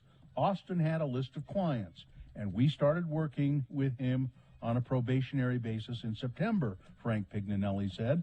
After the allegation and investigation came to light, Frank Pignanelli says, nope, we don't have a contract with you anymore. It's terminated. We were surprised to see that statement from the governor, Pignanelli said. Austin Cox, through his lawyer, has denied the allegations leveled against him. He did not respond to a request from the Salt Lake Tribune for comment. Let's see, how much time here? Probably ought to wrap it up. Just one quick one here. A comet. Oh, no, it's space debris. It wasn't a comet. Crashed through a woman's roof. This is a woman in British Columbia. She was awakened by a crashing sound and the feeling of debris hitting her in the face. Ruth Hamilton looked up to see a hole in her ceiling and a rock on her pillow. She called 911, not sure what had happened. It turned out to be, it was a meteor. It says space debris in the headline, but it was a meteor that crashed through her roof. And fortunately, by the time it got to her face, it was just little bits of rock and didn't really hurt her. All right, weather, traffic. Very chilly, 37 right now, rain mixed with snow depending on where you are. And that's going to continue throughout the day, 60% chance, and quite cold, only getting up to 50. And that weather is affecting your commute, and especially if you're up in Cache Valley, it's affecting your power and your school. Schools are getting a late start, not just the younger kids, but Utah State says they're going to have a 2-hour late start due to those power outages and storms up there. And thank you, friends of the program that have been sending in traffic, because for some reason on a day like today, UDOT isn't updating their information. So I'm relying on you guys to tell me things like there is a backup on Redwood Road starting at about 72nd South, pretty heavy up to 45th, where Eisenhower Junior High is. Thank you for that. Southbound Highway 89 is at a standstill from Oak Hills Drive to Farmington. Thank you for that. Stop and go traffic at the entrance to the Lake Point Freeway entrance in Tooele. They're cleaning up a wreck, a small truck. Seriously, thank you, friends of the program. This is the only traffic I have available to me right now, so I appreciate you sending that in. I just hope you're doing it safely at 33986. The Stateroom presents, bringing you concert experiences at the Stateroom, Commonwealth Room, Eccles Theater, and more. Check them out at thestatepresents.com. All right, here we go with boner candidate number 3. Hey, can I come in and get that gun, what was used to shoot that guy? Idaho Falls, Idaho.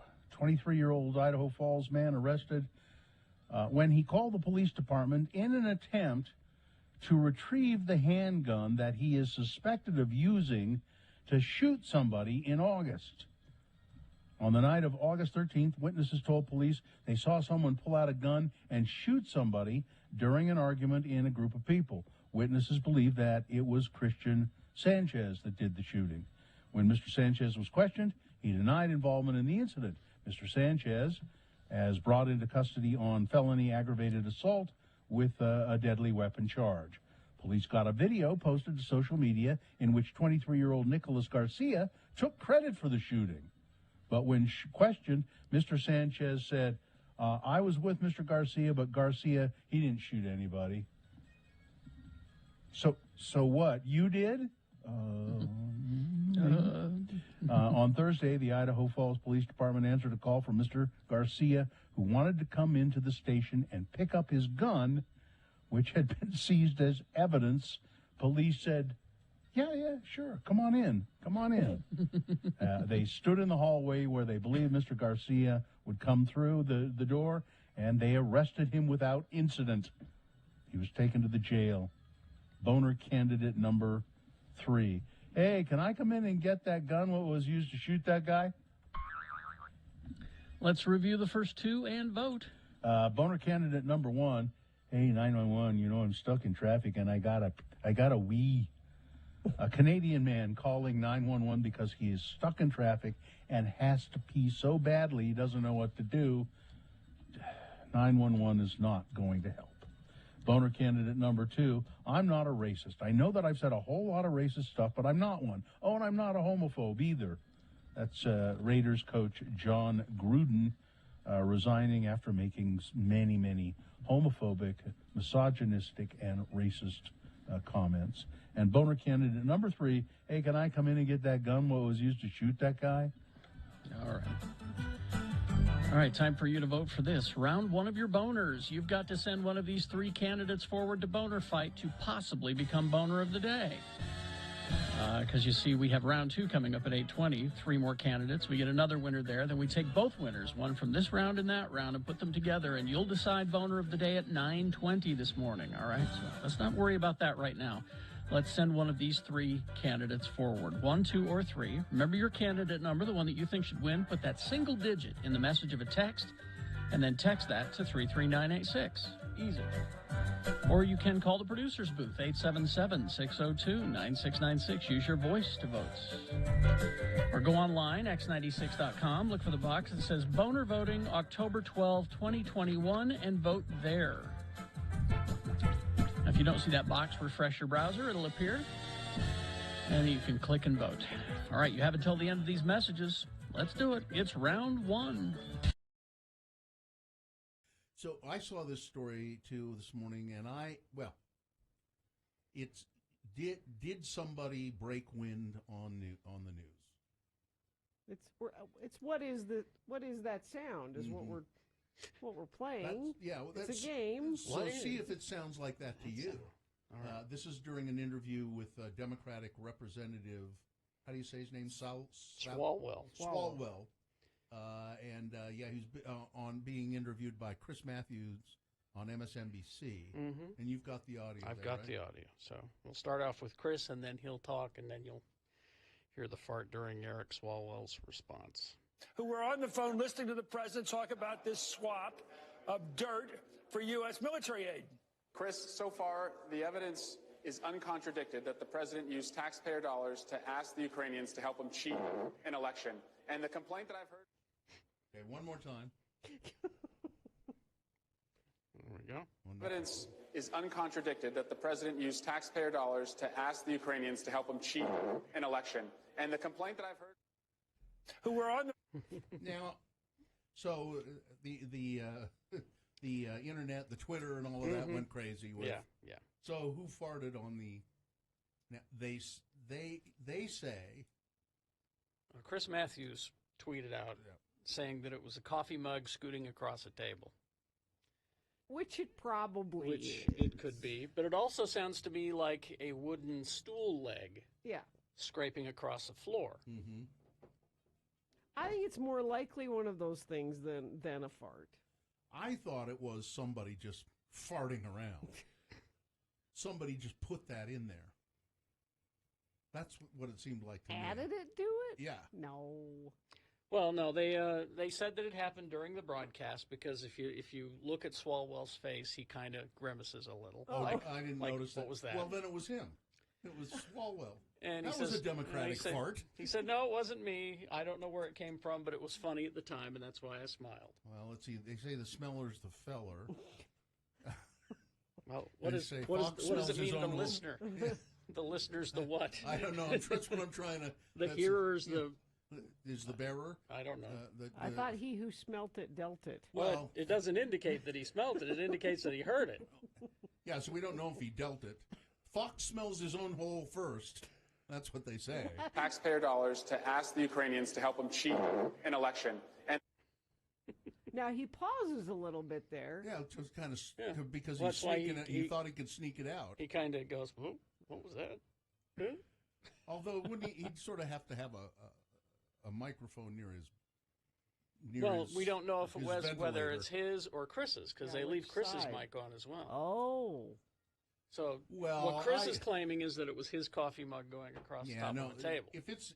Okay, then it's Matthews, and you can look at him. He's a farter. He's a farter. Yeah, he gets too excited about stuff, and the president used taxpayer dollars to ask the Ukrainians to help him cheat an election. And yeah, that pause. That and pause I'm is like, that tells me he knows it's coming. the pause is unfortunate. That tells me he knows something's happening. What, you mean like he leaned up? So Like he tried to one cheek sneak? One cheek sneak while he's standing up? Because, you can't fart in those hearing rooms. They're so condensed and all those people. People would go, God, who did that? Well, actually, that's a better place to go because there's so many possible... Wasn't me. Whoa. Wasn't me. Where was I yesterday? I was in a car with some people, and I won't say who, but I kept thinking, somebody is stinking this car up. And you don't want to say anything because you'll embarrass somebody. Yeah. Mm-hmm. to help him cheat an election. Yeah, that was Chris Matthews. Think it was Matthews? Yeah. Ask the Ukrainians to help him cheat an election. Yeah, that's an old man fart. That's an old man fart. It's kind How of raggedy. Can you tell? It's kind of raggedy. It's not. Yeah, it's not strong, full-throated. It's kind of raggedy and almost wet sounding. Oh. And here are the rhymes that we were looking for. He who denied it supplied it. Oh. Yeah. The blamer is the claimer. Yeah, there you go. Thank you, people who All right. listen to the show. You're smarter than we Thank you are. very much. Very good.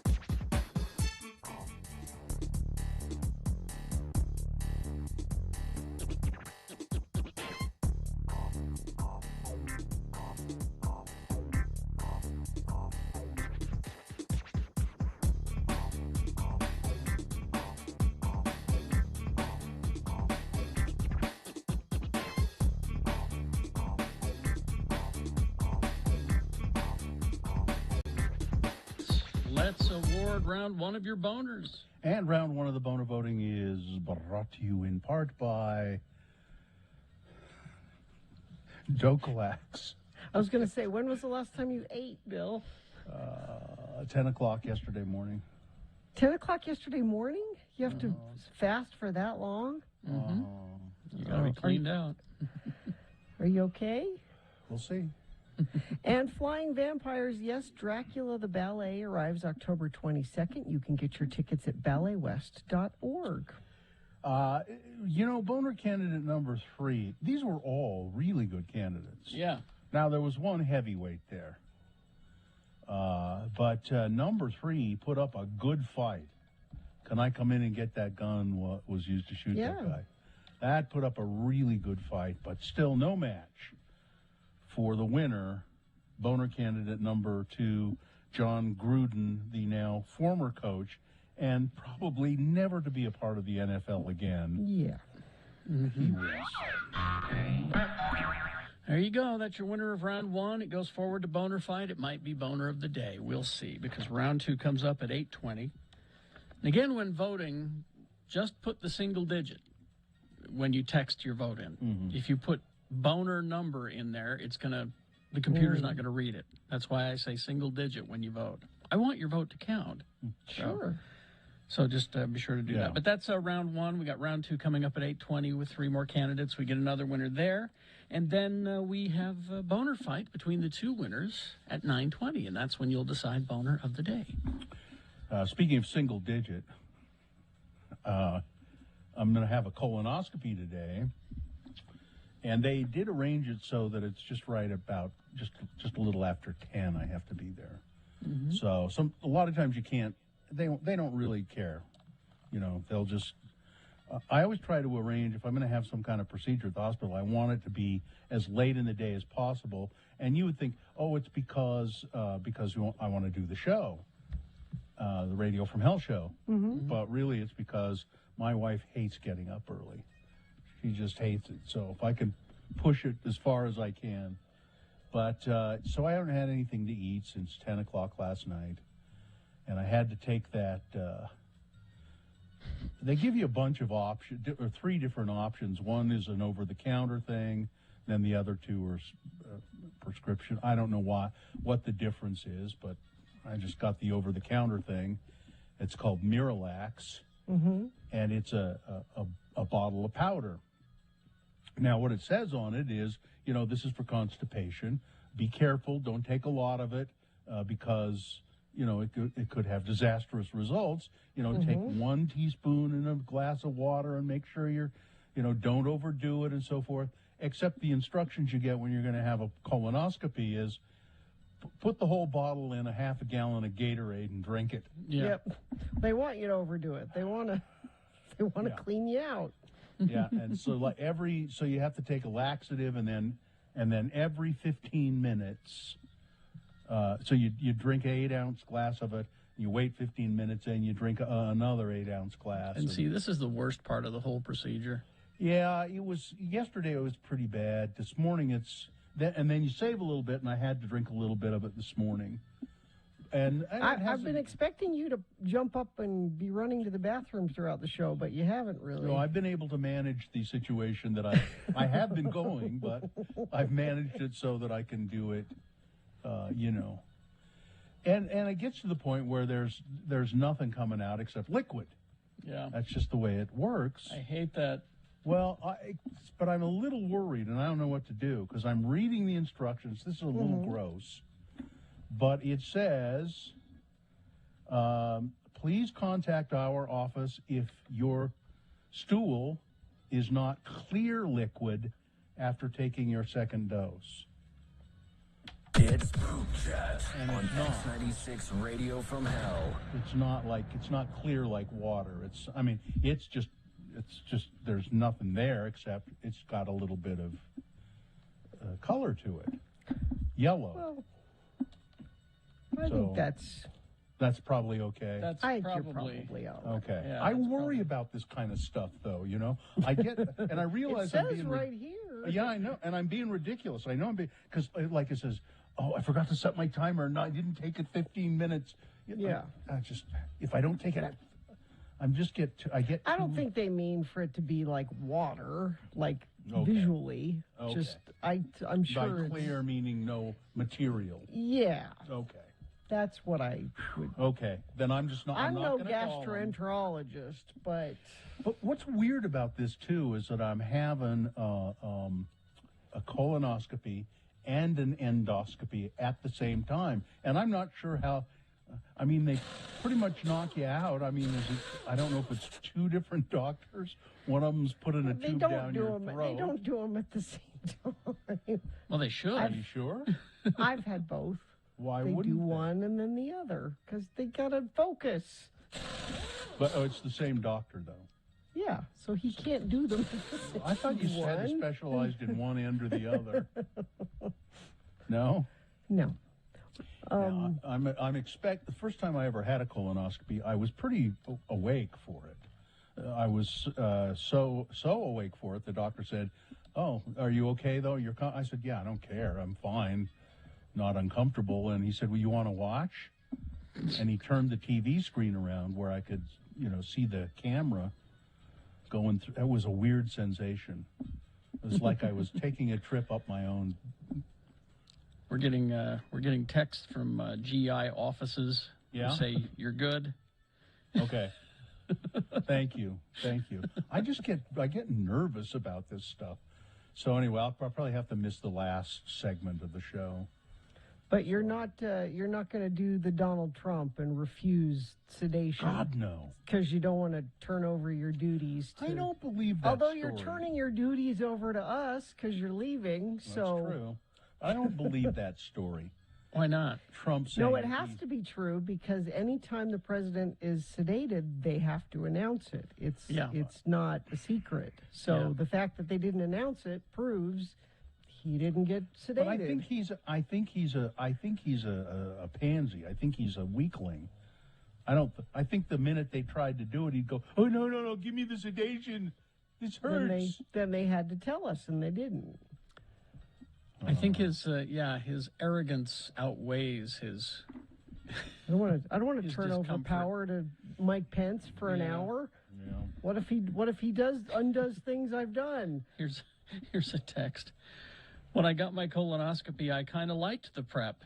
It felt good to get all cleaned out. My post-procedure notes, the doctor has written excellent bowel prep, and I felt weird levels of pride about that. You're damn right. I understand that. It is kind of good to just let's get all that stuff out of there. Mm-hmm. We'll start fresh. We're talking poop on X96 Radio from Hell. Starting with a clean slate, as they say. Well, and see, this is why the myth about you eating gum and it stays in there for years is just that. It's a myth. Yeah. Or it gets. They say it gets stuck in your appendix. It does not. Or that you should have enemas to clean you. Mm-hmm. You don't. No, you don't. You don't need to. Unless you enjoy that sort of thing. Yeah, that's a different story. Yeah. All right. Let's see. Traffic, please.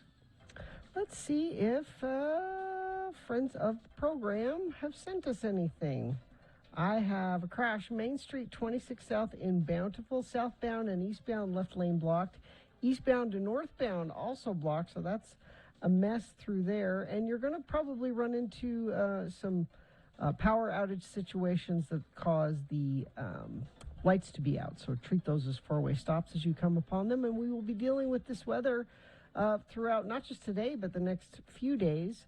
So rain mixed with snow, depending on where you are. Cache Valley getting lots of snow. It looks like we're getting reports from people up there. So if you see something and it's safe for you to text, please let us know, and I'll pass it along to friends of the program. 33986 is where you do that. Prepare for winter by checking your furnace for safety and efficiency. Get your furnace inspected by a licensed contractor. Another helpful tip brought to you by Dominion Energy.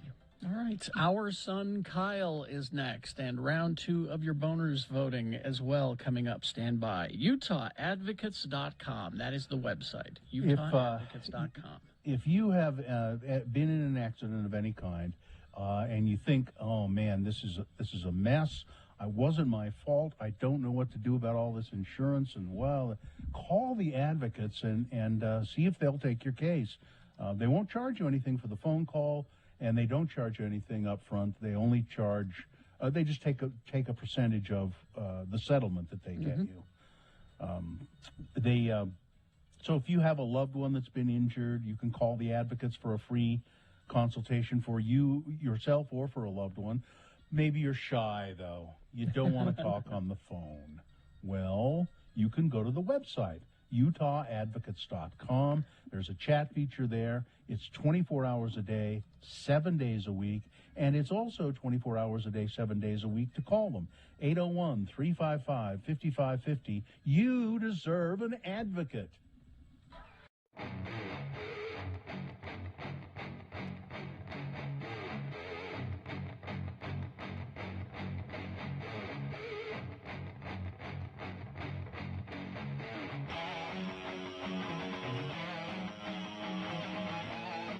It is the 23rd century. Humans have left the lowly confines of planet Earth and have sought their destiny among the stars. While many things have changed, one constant remains: the need for young men to venture forth and do the work of the Lord. This is the tale of two such men who at the age of 19 have answered the call of their general authorities and are embarking on a 2-year mission to spread the gospel throughout the galaxy. This is the story of Space Elders!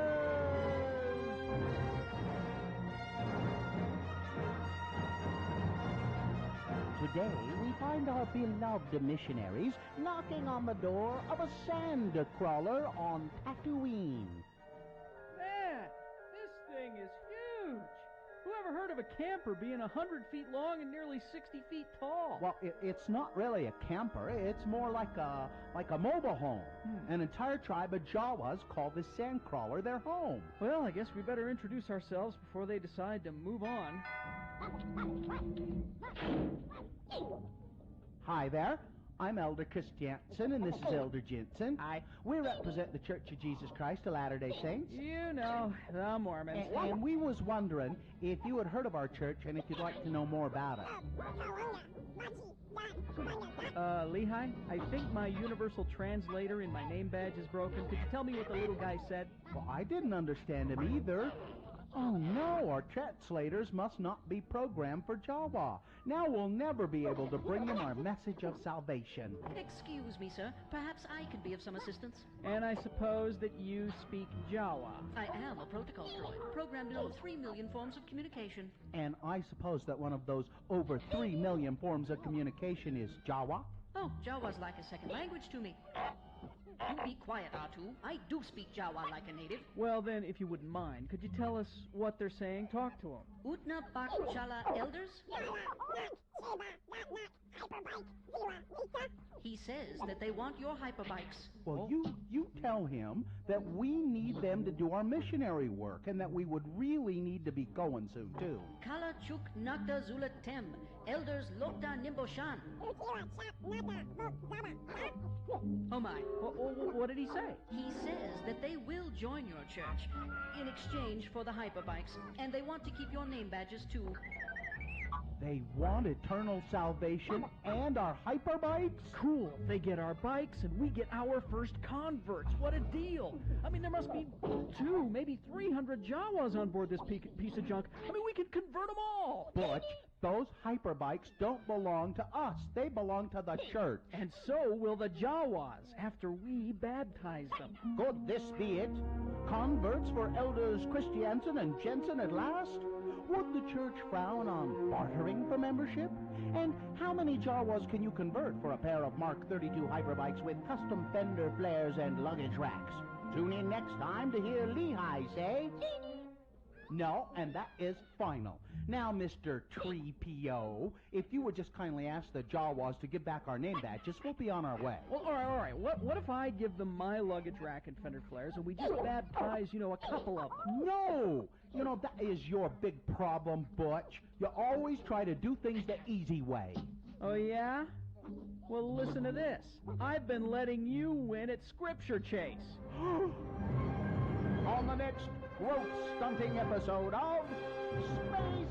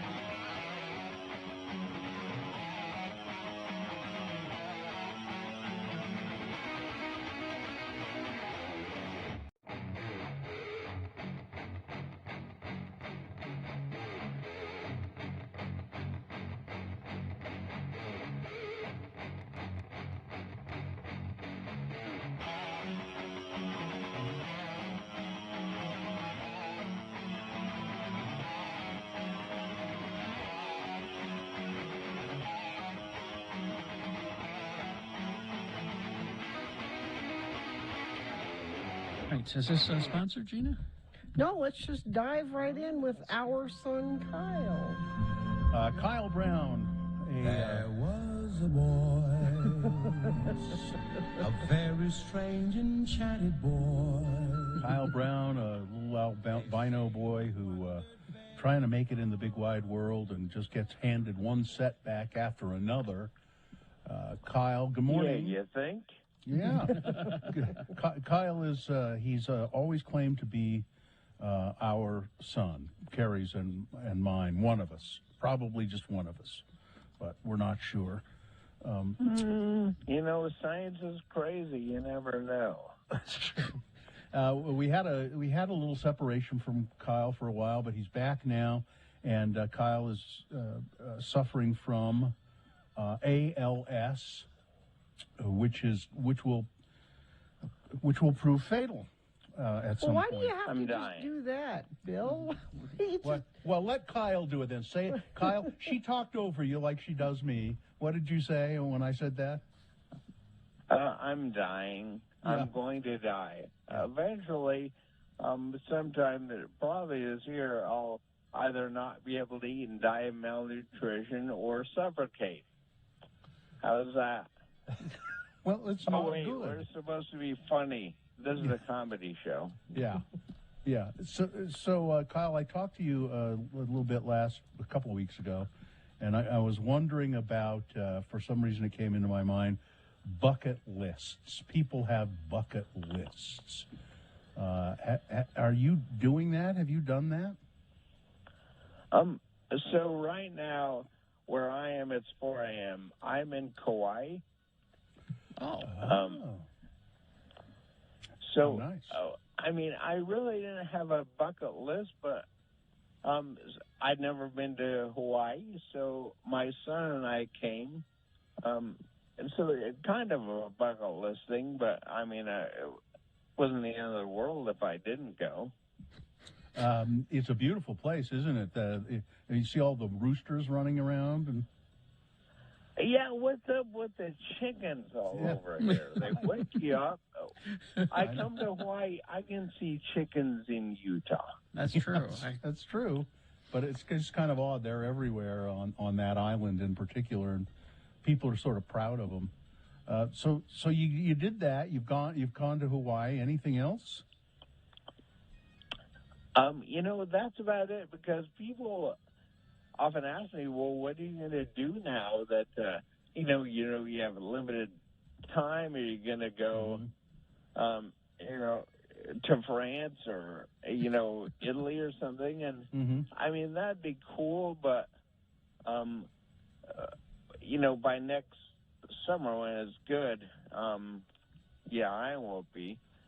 So, really, the thing, I have an expiration date. I'm like cottage cheese,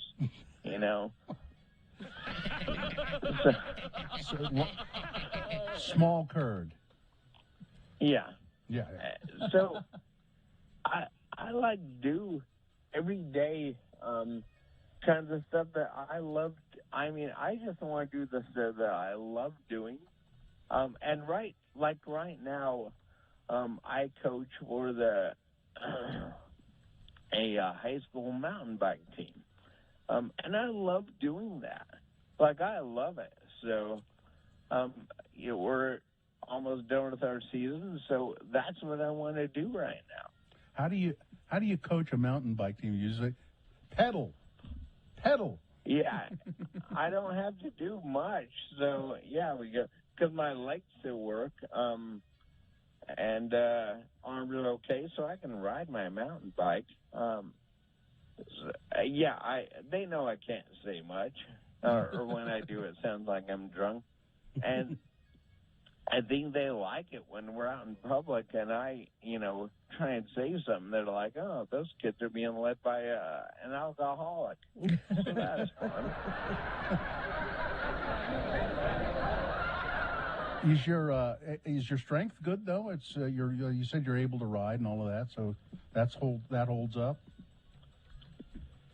Yeah, from the bottom up is the best. My legs are about 100%.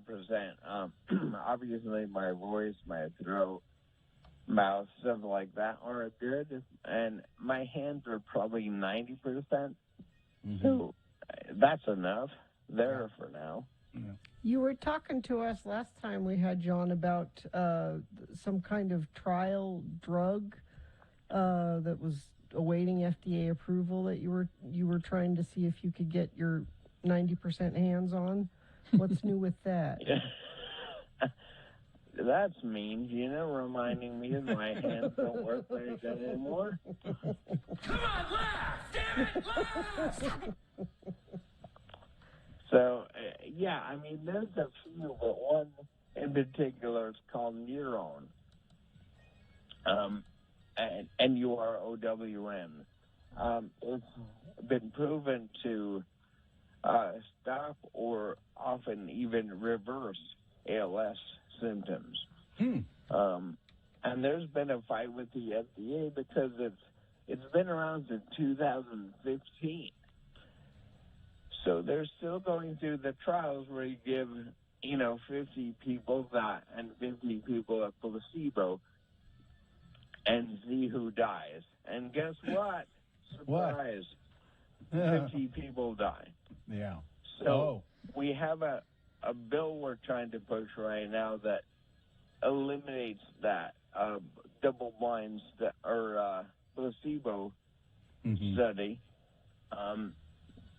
And then also, when people are done with the study, as they're like, hey, we're improving or we're not progressing, they're like, all right, thanks, we'll have that back now, and we'll let you know in a year the next step. Yeah. And then they die. So we're trying to eliminate that stuff. Do you have to check in with your doctor regularly, and are you there like once a week or anything like that? No, in fact, from my last visit to my next is 90 days, 3 months. Because there's nothing they can do. It's how long are you going to be in Kauai? We came in Sunday and we're here till Saturday. No, a week. It's if you can hike that Nepali trail.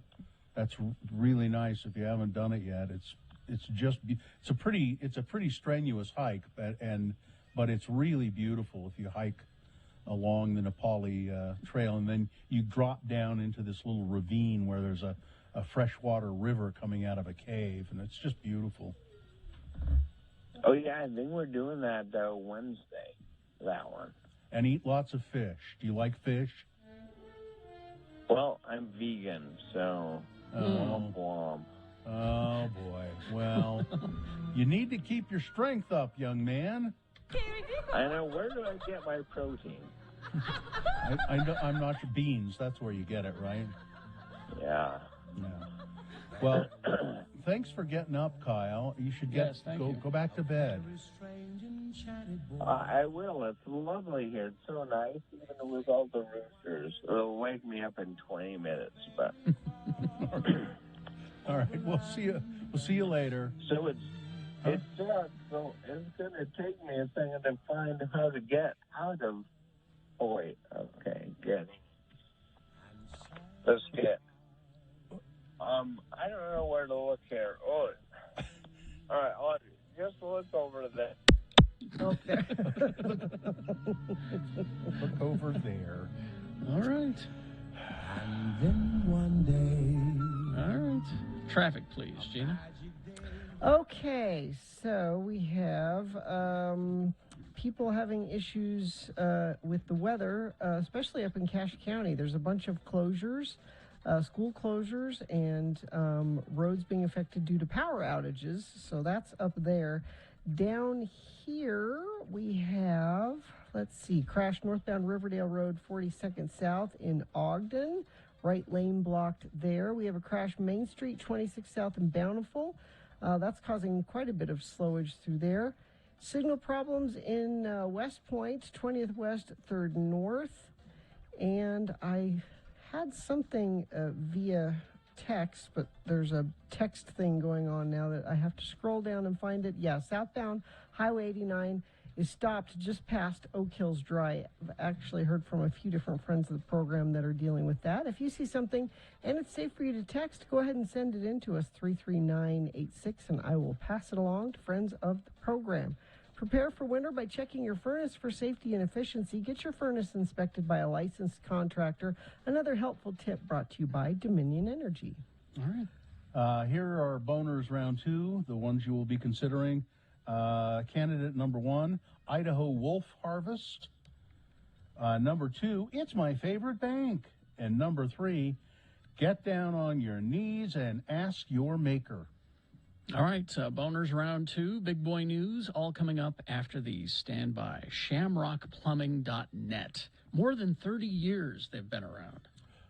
Yeah, and they do personal, just homes and any emergencies. And they have a great water heater and water softener department at Shamrock Plumbing.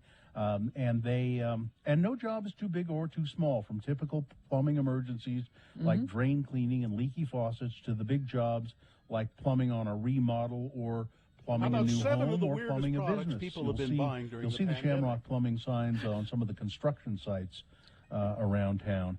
Shamrock Plumbing has certified licensed technicians, which isn't the case with some of the other plumbers out there. Yeah.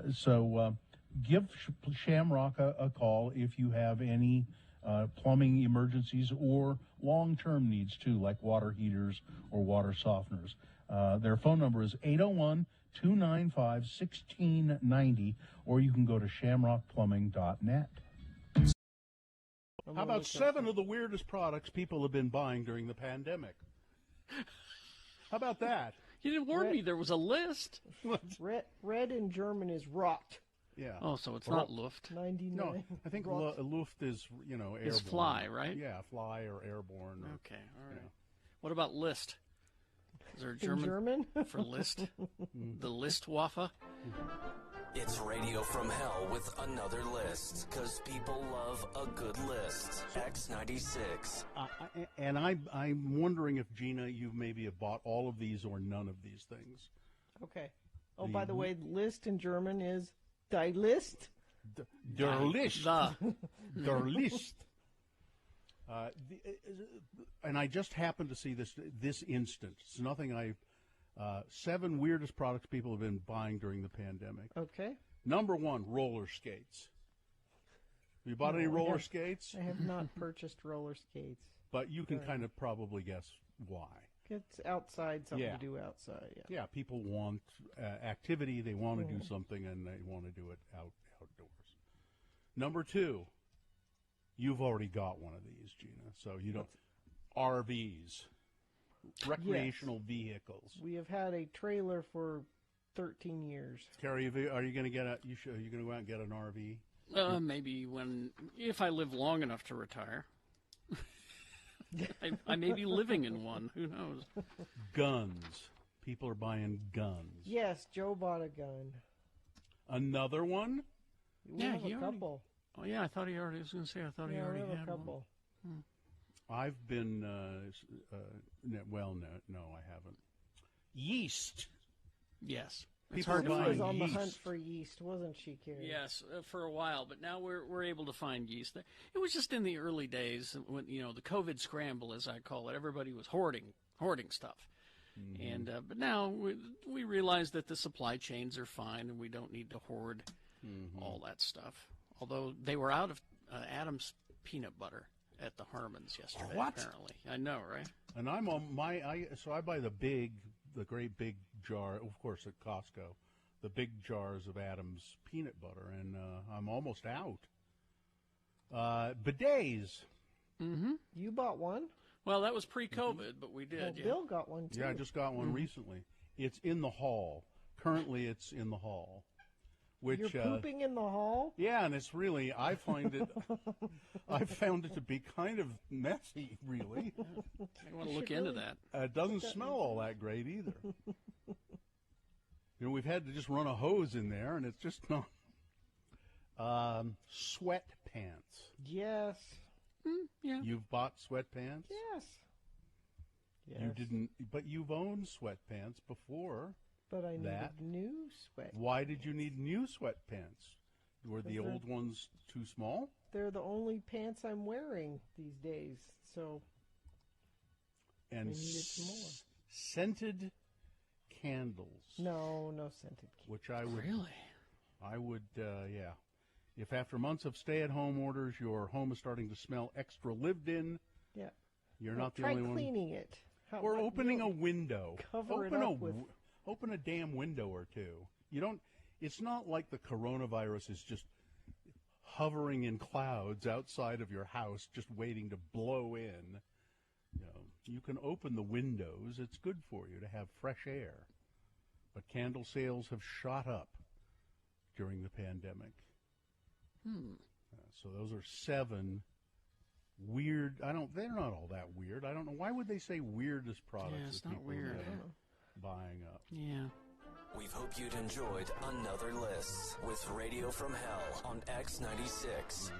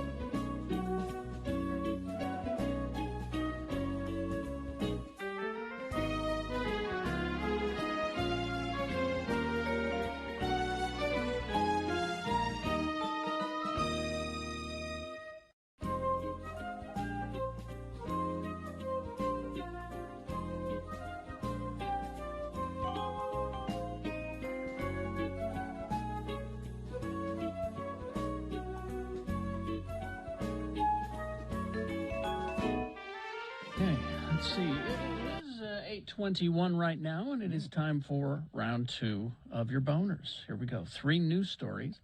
These are examples of bad, stupid, or funny human behavior, and you will decide with your vote of these 3 candidates which one is the worst, which one of these 3 should go forward to Boner Fight and possibly become Boner of the Day.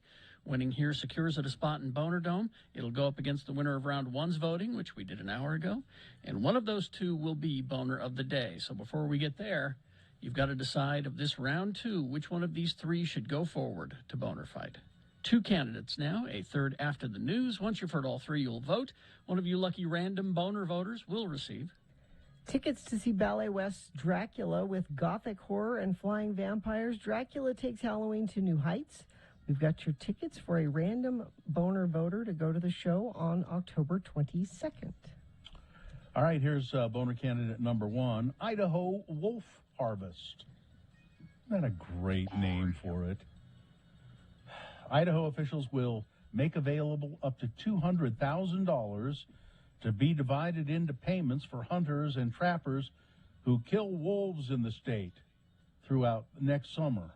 The Idaho Department of Fish and Game last month entered into an agreement with a nonprofit hunting group to reimburse the expense for a proven kill. The agreement follows a change in Idaho law aimed at killing more wolves that are blamed for attacking livestock and reducing deer and elk herds.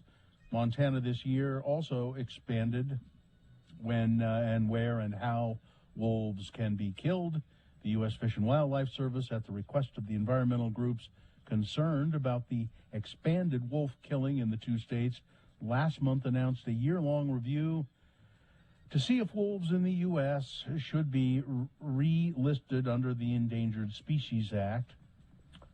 Idaho has managed wolves since they were taken off the list in 2011. State wildlife managers have been incrementally increasing wolf harvesting during that time, but not fast enough for lawmakers. Idaho lawmakers, they want to kill them all. I don't Voter get it. candidate number 1. I don't get it. Well, that's because you're not a farmer, son. You don't know how that wolf's coming down out of the. I know how that works. Yeah. What? He was raised on that farm. Do you have any wolves coming down there into your property, huh? Not wolves, coyotes. But Here's boner candidate number 2. It's my favorite bank. A man suspected of robbing a Southern California bank was arrested when he returned to try and rob the same bank the following day. Well, it worked. You know, when you find something that works, you. The man you entered a stick Chase with it. Bank in the city of Fountain Valley and gave the teller a note demanding money. He fled with a large amount of cash before officers got to the bank. Then about a week later, a day later, police received a call about another robbery in progress at the same Chase Bank, and they went, and it was the same guy. Well, it's my favorite bank. Boner candidate number 2. They've got the suckers. They got the dum-dums there. Here's coming up in a moment, boner candidate number 3. Get down on your knees and ask your maker. All right, boner candidate number 3 for round 2, coming up after this. Big Boy News and Opinioendo, brought to you by... At the height of its power, Angkor was a glorious city, but by the late 16th century, the empire was crumbling. Come along on a 3D adventure to unveil the mysteries behind this lost jewel of Cambodia, opening October 15th at Clark Planetarium. Stranger Things star David Harbour. Yep, they're doing a season 4.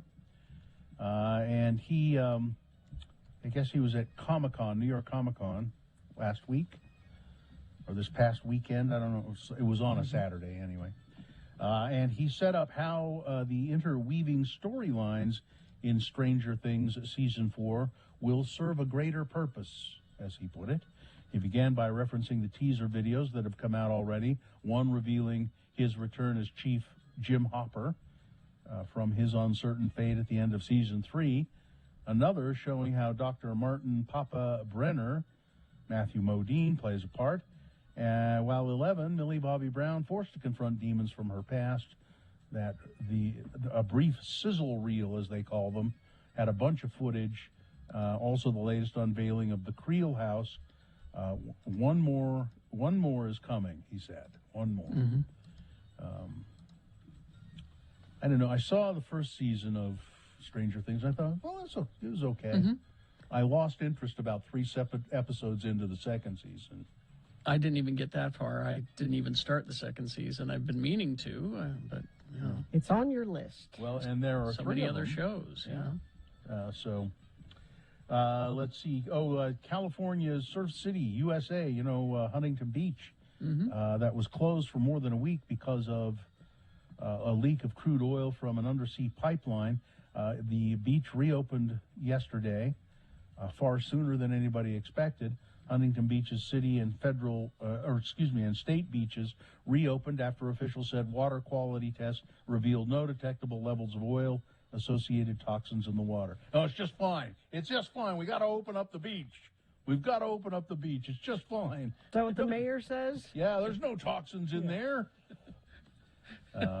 Early Monday morning, surfers bobbed in the waves and people walked along the shoreline. One man who was eager to get back to surfing, he said he usually goes surfing 3 or 4 times a week at that beach. There's lots of guys out, so I figure, it's probably all right, man. And I guess they tested it, the water. Okay? Okay? It's okay. Oh, everyone else is doing it. It must be okay. Yeah. No, it doesn't work that way. It's perfectly fine. The water is perfectly fine. Let's see. Now, the Merck company is coming out, wants to come out with this pill. They've submitted application to the Food and Drug Administration for a drug called Molnupiravir,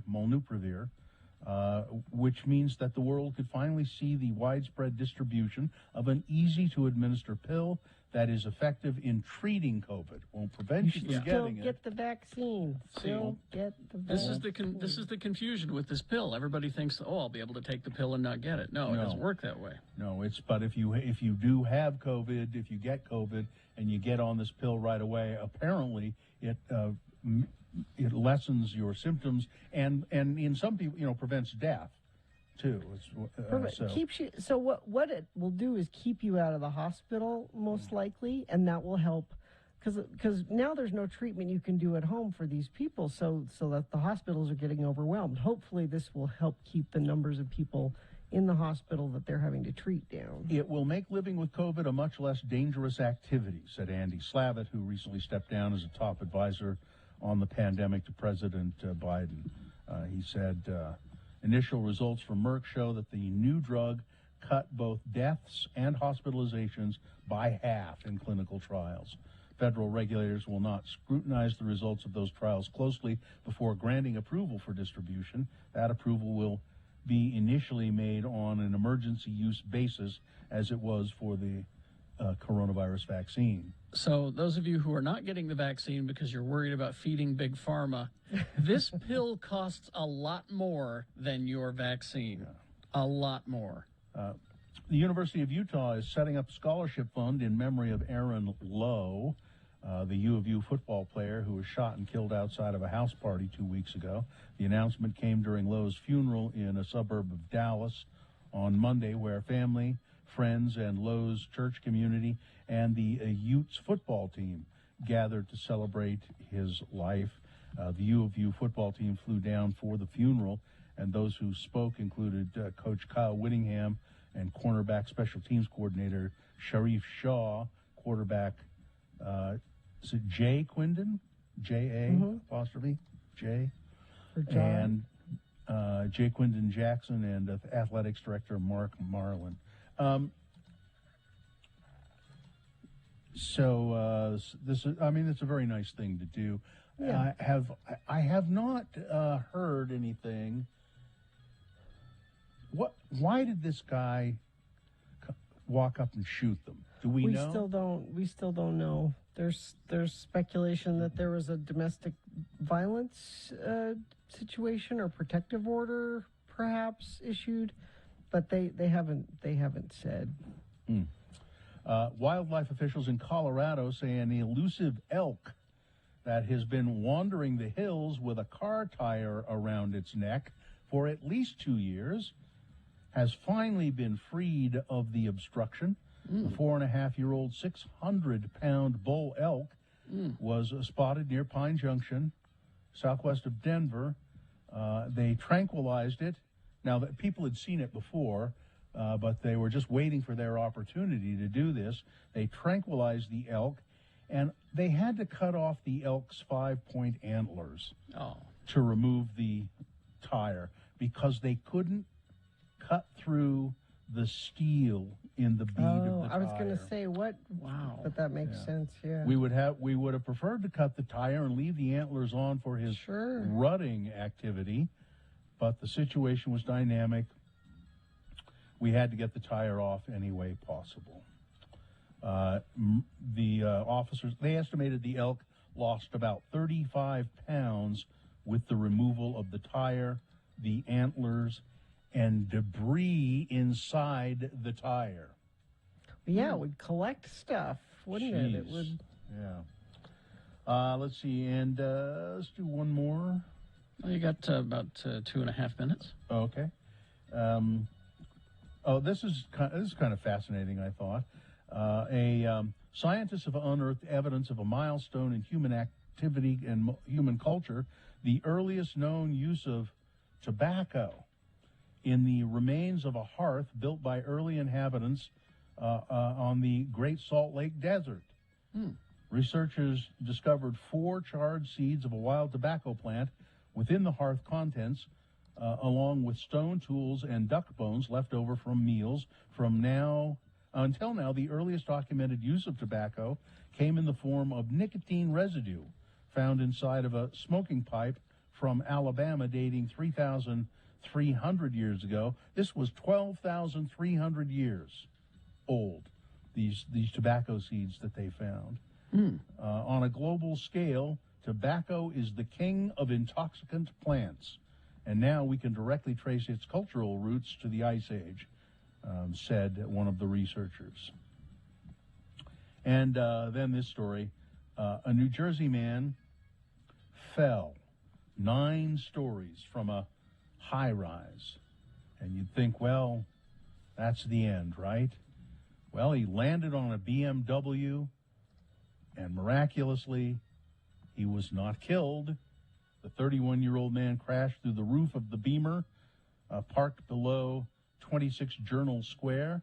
Then he stood up with his right arm dangling at his side and said, "What happened?" What happened? Cartoons would tell me if you do that and you fall on an awning, you're fine. You just sort of bounce and... One woman who witnessed this said, "I heard a big boom. I didn't think it was a person at first. The back window of the car just busted out and exploded. Then the guy jumped up and started yelling. His arm was all twisted. I was like, oh my God, oh my God, oh my God, oh my God." I was like, "What happened?" And he said, "What happened?" And I said, "I think you fell." It turns out 9 stories he fell from a... And, you know, he's going to be... Oh, he jumped. Apparently he jumped. He jumped. Yeah, he didn't just fall. The headline says he fell, but now they're saying the man jumped from an open window on the 9th floor. So, Sports, weather, traffic. Well, John Cusack. I know who that is. Yeah. Famous actor John Cusack. Also famous Chicago resident. Has been his whole life. The baseball fan, too. Yeah, and baseball fan for all kinds of baseball in Chicago. Sometimes it's Cubs, sometimes it's White Sox. So there's this website, Barstool Sports, who are horrible, horrible people. They are. They're horrible people. They have popped up in the Boner candidates more than once for things they've done and said. And one of their writers approached John at a baseball game, accusing him of not being a good White Sox fan. And he proceeded to quiz this Barstool Sports guy on trivia on the White Sox and who played for what team and what year and what position. And it's okay. You don't have to just be a fan of one team. You can enjoy different teams. I saw that video and I'm like, you know, I always use the comparison. If this were Star Trek, I would just be, you know. It's the same thing. It's the same thing. Yeah, I don't know the names of the episodes. I don't. but I'm a fan. But you can't tell me that. Don't understand sports. That's and you can be a fan of Star Wars and Star Trek. You don't have to pick one. You can enjoy. And that's what I was. As I was watching this video, I'm like, this is some, you know, Star Wars fan telling me I'm not a true Star Wars fan, and I'm John Cusack there going, no, but I like both. What are you, okay. 9?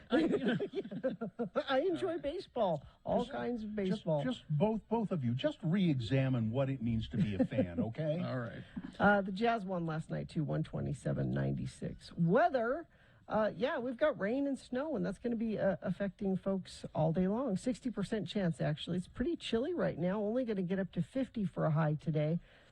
This weather pattern continues through the night tonight. Tomorrow we'll have a break in it. It'll actually be sunny, cold tomorrow, but sunny, 47. And then we have another storm coming through Wednesday night into Thursday. And friends of the program have been sending us traffic. Thank you for doing that. South Highway 89 backed up from 200 North in Kaysville past Oak Hills due to being restricted to one lane before you reach 200 North. Apparently, people are having a hard time figuring out how to merge through there. So thank you for that. Yeah, you're going to be encountering weather issues this morning. Also, there's still some places that have power outages. So you might come upon an intersection that has traffic light out. So treat those as 4-way stops. And if you see anything and it's safe for you to text it in and let us know what's happening out there, please, we appreciate it when you do. 33986. Anime Bonsai returns October 15th through the 17th to the Davis Conference Center. Enjoy cosplay, gaming, panels, anime art vendors, and people watching. It's going to be an incredible year for Anime Bonsai. Get tickets today at animebonsai.org. Boner candidate number 3, get down on your knees and ask your maker. An elected official representing Oregon's 12th most populous county told residents listening to a public meeting Wednesday that they should, quote, put their faith in God, not doctors or scientists, when it comes to their decision on whether to be vaccinated against COVID-19. You're just going to have to ask God and pray for wisdom on this one, because you can't trust the politicians, you can't trust the doctors, you certainly can't trust the CDC or any World Health Organization, Josephine County Commissioner Darren Fowler said during the virtual meeting of the three-person Board of Commissioners.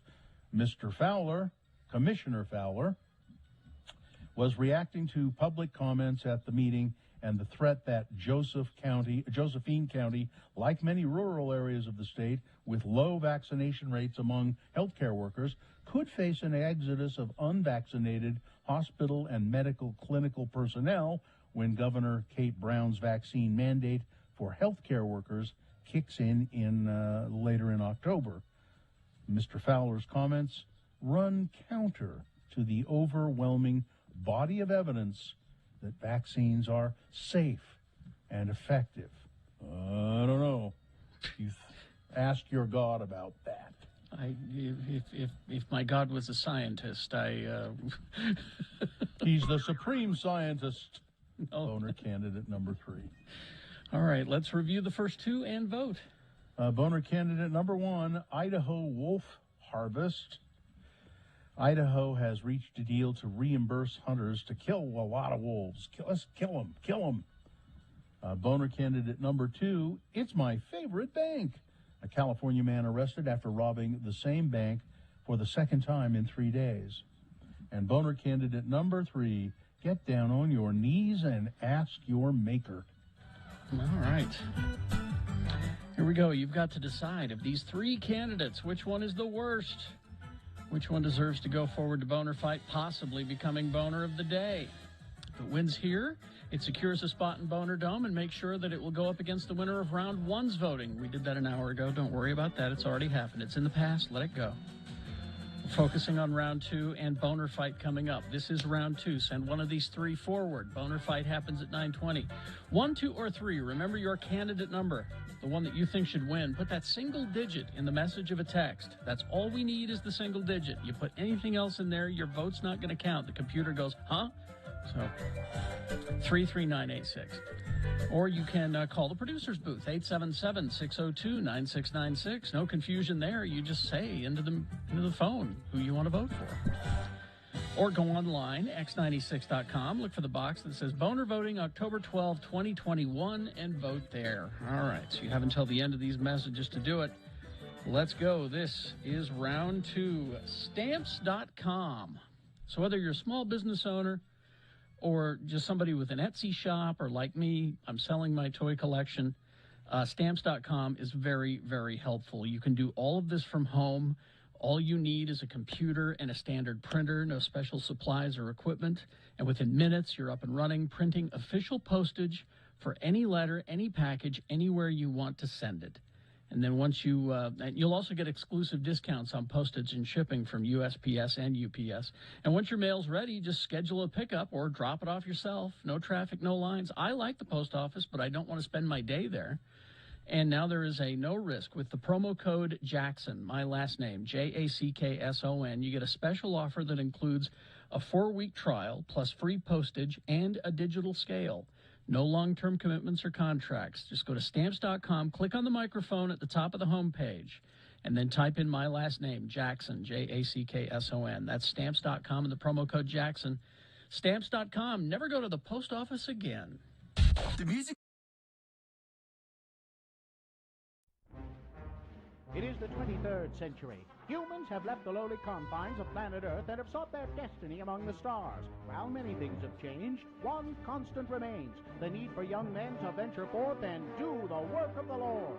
This is the tale of 2 such men who at the age of 19 have answered the call of their general authorities and are embarking on a 2-year mission to spread the gospel throughout the galaxy. This is the story of Space Elders! In this episode, we find our elders rendezvousing with Zone Leader Hansen on some distant planet in the BFE sector.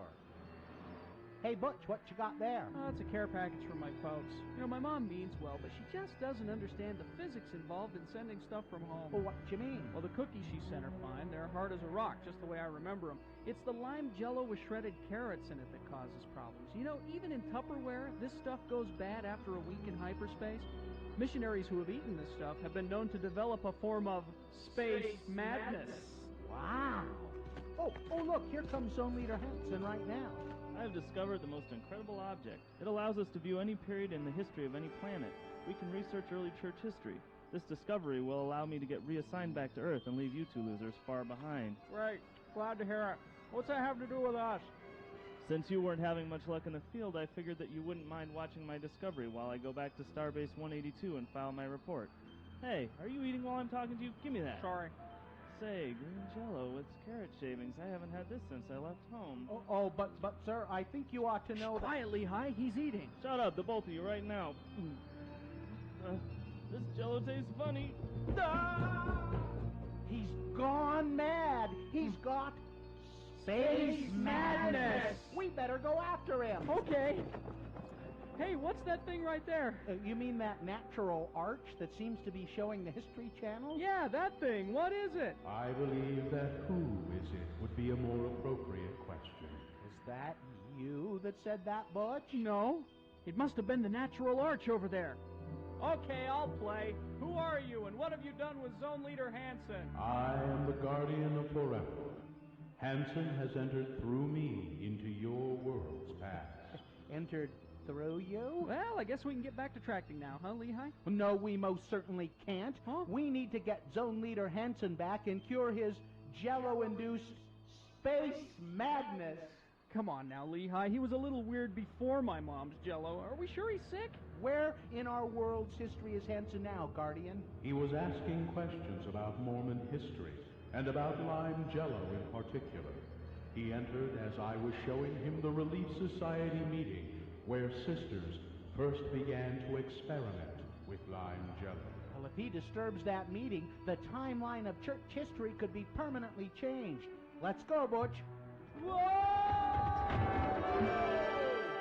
Will Zone Leader Hansen change church history? Can Butch and Lehigh get him to go before he does? Will the Relief Society let Hansen anywhere near their test kitchen? Tune in next time to hear Relief Society President Mulestein say... I'm at a loss, sisters. We've tried shredded beets, cauliflower, radishes, eggplant, zucchini, and rutabaga. Nothing seems to go with this new lime jello stuff. Excuse me, sister. I think we can help. I don't think we should go against the Prime Directive, Bush. How did you get in here? One wrong move and you'll see the business end of my skillet. Just like the last kid who wandered in here and tried to tell us how to conduct our business. Other kid? Oh, hey, it's Zone Leader Hansen. She's knocked him out cold. Nice going, ma'am. Wish I'd have been here to see it. Tell you what, we'll get him out of your way and you can go back to doing what you were doing. Oh, yeah, and you might want to try shredded carrots. I warned you about meddling. She's got a skillet. Run for it. Run. On the next liposuctioning episode of Space Elders.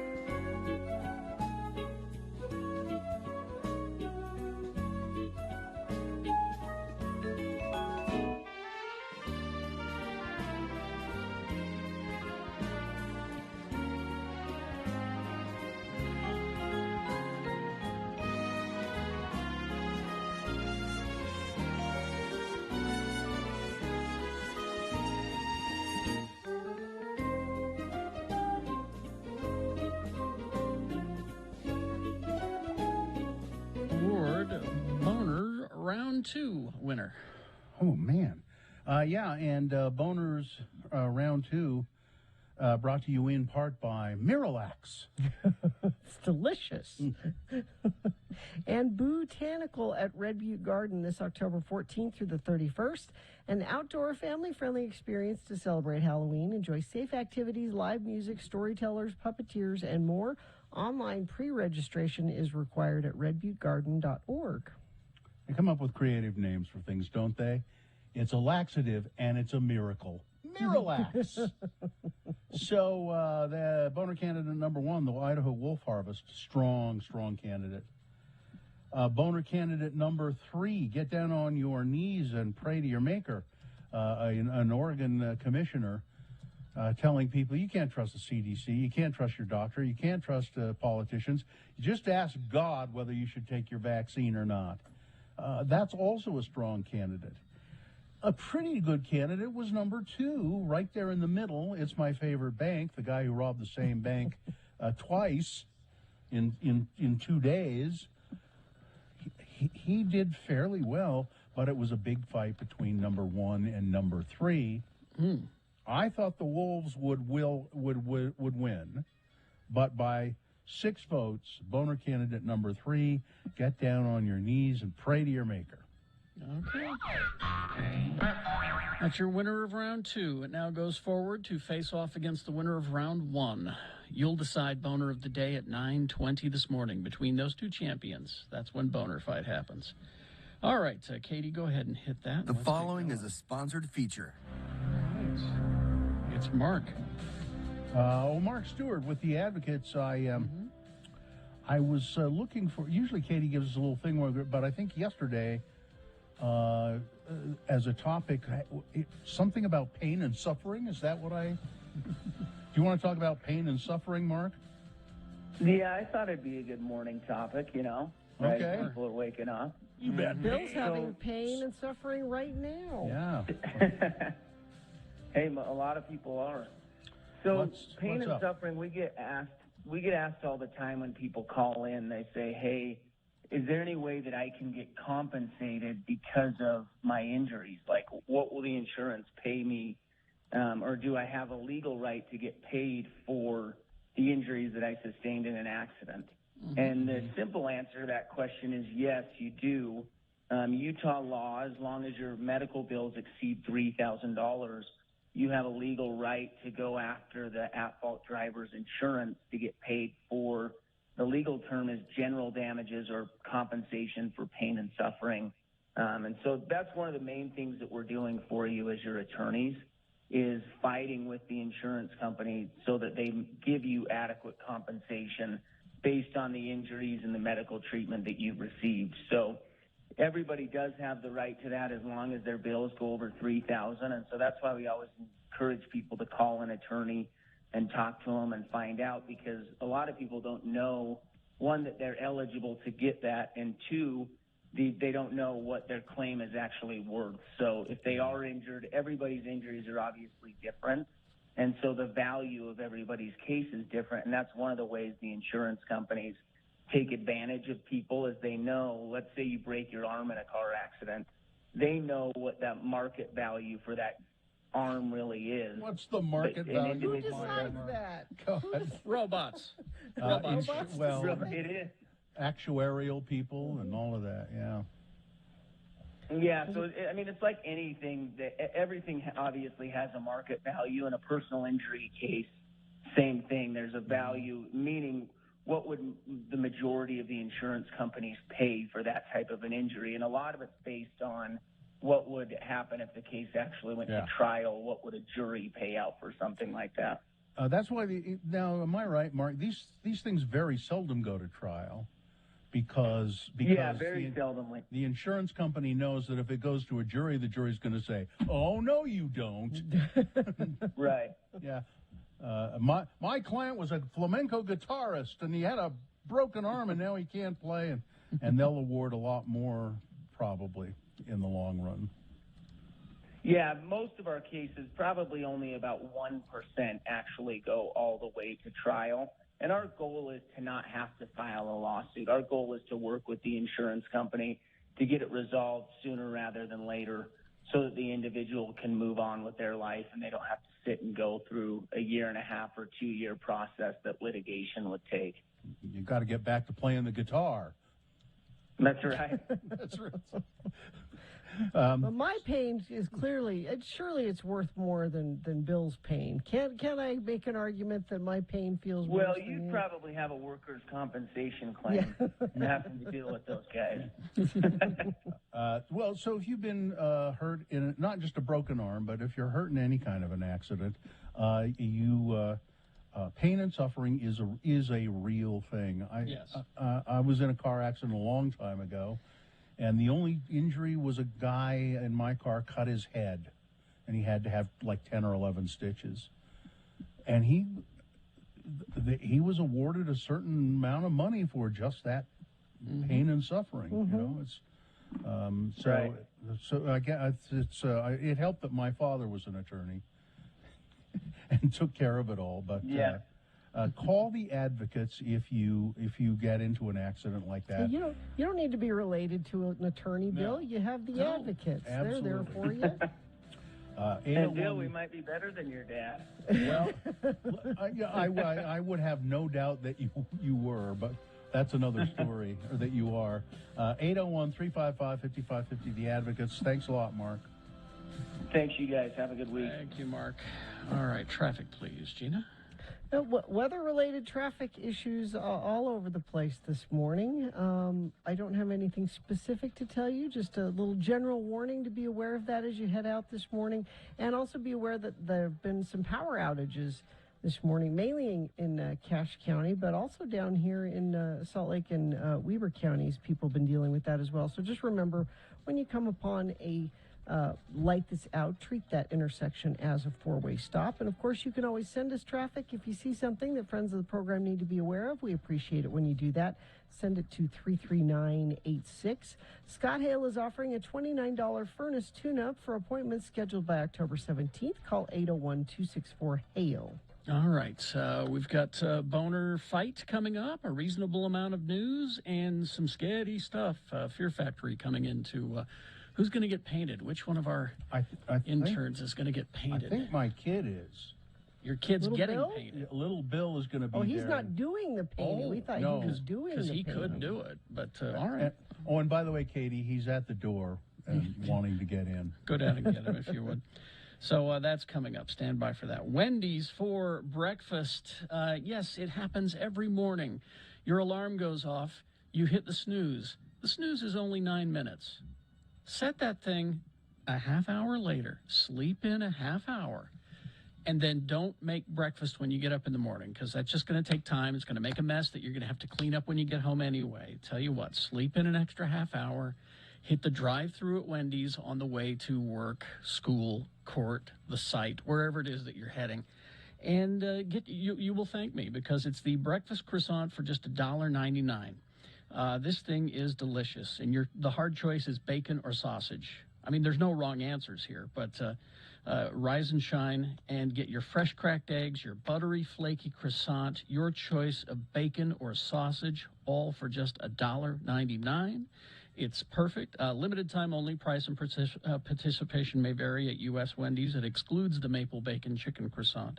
But this is your chance. Sleep in for that extra half hour and hit the drive-thru breakfast at Wendy's.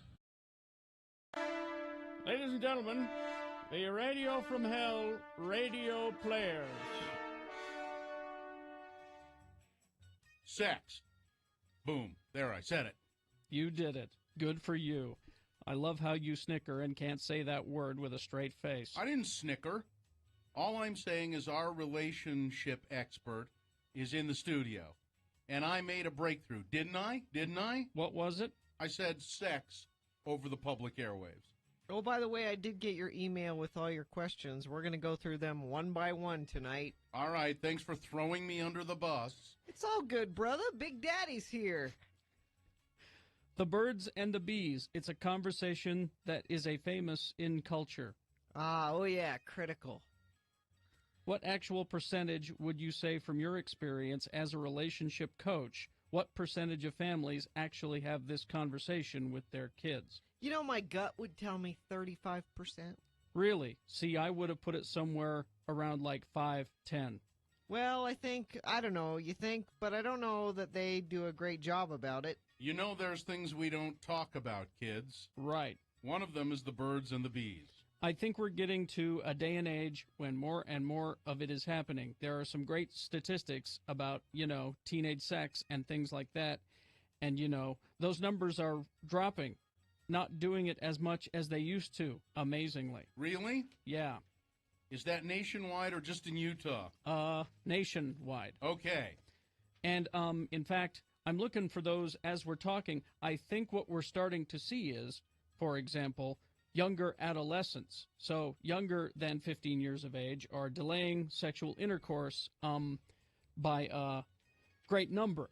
In fact, here's some examples, some other statistics. Ages 12 to 19-year-olds report parents are their greatest influence regarding sexual decision-making and values. Okay. 37% say their parents were the most important key as opposed to their friends, 33%, siblings 5%, and the media. So parents, it's a critical thing that you talk to your kids. 94% of adolescents and 91% of, it's 94% of adolescents and 91% of parents believe that adolescents should be advised that they should not have sex before completing high school. You know, that's interesting because, for the most part, not the most part, but a lot of parents believe that their kids aren't going to listen to them. Oh, yeah. No. They don't have the kind of influence over their teenagers that they wish they had. But what you're saying is... they expect it. So, yeah, parents, step up. I think Utah, I believe we do have a bit of stigma around this topic. Sometimes we don't want to go there. Sometimes we think it's opening up a can of worms, but I think it's completely your responsibility. And, you would let your kid go and do something dangerous, without some advice, some information. Like rock climbing or... Like rock climbing, right. You'd make sure they knew what was going on. You'd make sure that they... or driving. Uh-huh, right. What the hell was that?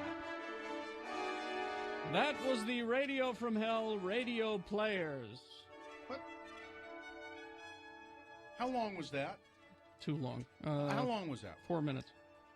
What did they say? And that was cut off. And I still don't know what they said. I have no idea what they were talking there was about. More of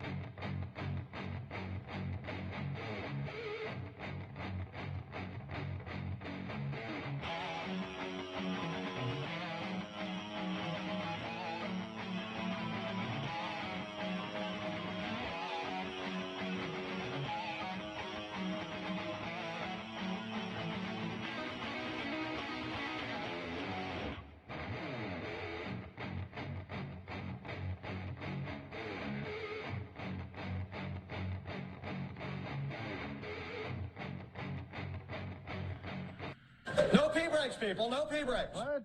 Because Thursday turns with Todd on X96. Fan from hell. Well, I right, guess I'll have Todd. to hold it. yes. Hi, You can do Todd. it, Bill. I have faith. Yes, Hello, I can. good morning. Hi.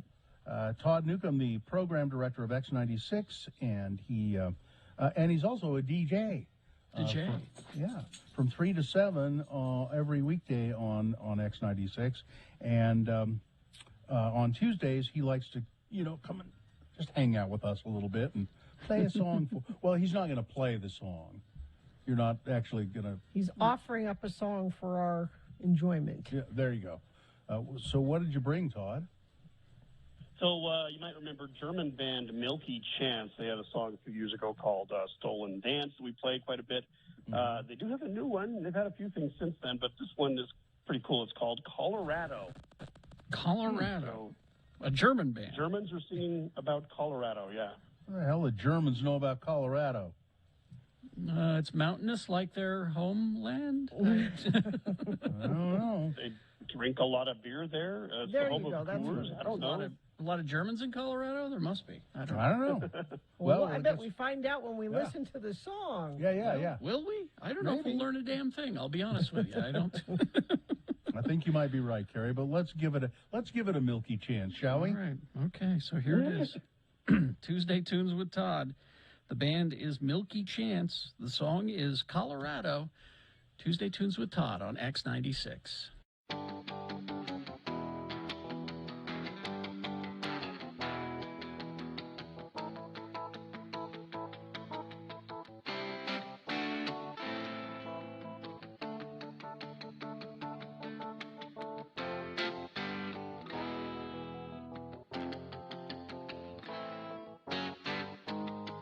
Now, did you find the Mitt Romney? I did find the Mitt Romney. All right, let me just read to you briefly where he did this. It was during a surprise appearance at a dinner this week. Did he pop out of a cake? For Washington, D.C. radio and television reporters, his top 10 list of reasons why he dropped out of the race for the White House earlier this year. Oh, now I found the David Letterman. Is this a different thing that Well, you're it says talking Romney. It says here Romney offered the David Letterman style list, written with the help of several campaign advisors at the Radio and Television Correspondents Annual Awards dinner Wednesday night. A video of the appearance is available on YouTube. Now, see, I've got the David Letterman. I don't know if this is the same thing. Why don't you do it, and I'll see if that's I also the same have thing. the other one, too. So. Top 10 reasons Mitt Romney dropped out of the presidential race. Well, here you have it. As topical as though torn from today's headline. Exactly right. Top 10 reasons Mitt Romney dropped out of the presidential race. Here we go, number 10. Harsh Midwest weather was murder on his split ends. Number 9. Is that? This is not the Mitt Romney one. This is Letterman's, but let's see which one is funnier. Okay. Wants to devote more time to his rap persona, P. Mitty. P. Mitty. Number 8. Polls show public doesn't want a president who looks like a casino greeter. That's good. That's good. Number 7, just couldn't compete with the Ron Paul juggernaut. Number 6. That's funny. Unveiling a new line of honey-roasted Rom Nuts. What? What? What? Honey roasted Rom Honey-roasted Rom Nuts. I don't know what's the matter with the guy. Number 5, that bastard Zogby had it in for him. Number 4, apparently America's not ready for a white male president. Number 3. That's good. That's a good one. Number 3. No, number 3, a writer suffering from mitt withdrawal. Number 2, there was that little problem of nobody voting for him. And the number 1 reason Mitt Romney dropped out of the presidential race, lost all of his money betting on the Patriots. There you go.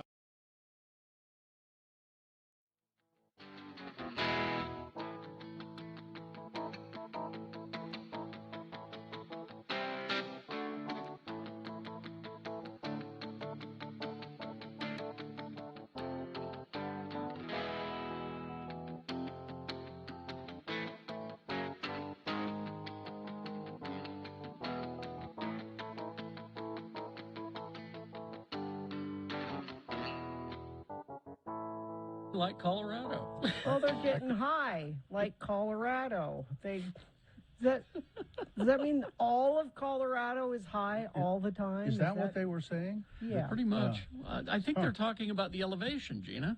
Clearly. Oh, It's the a Mile Mile High High City. Yes, That's a rock Mile band. High, yeah. They're very interested in high pressure and in elevation and things like that. Yeah, we like the John Denver.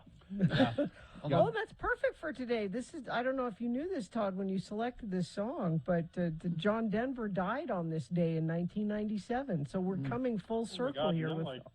I did not know that.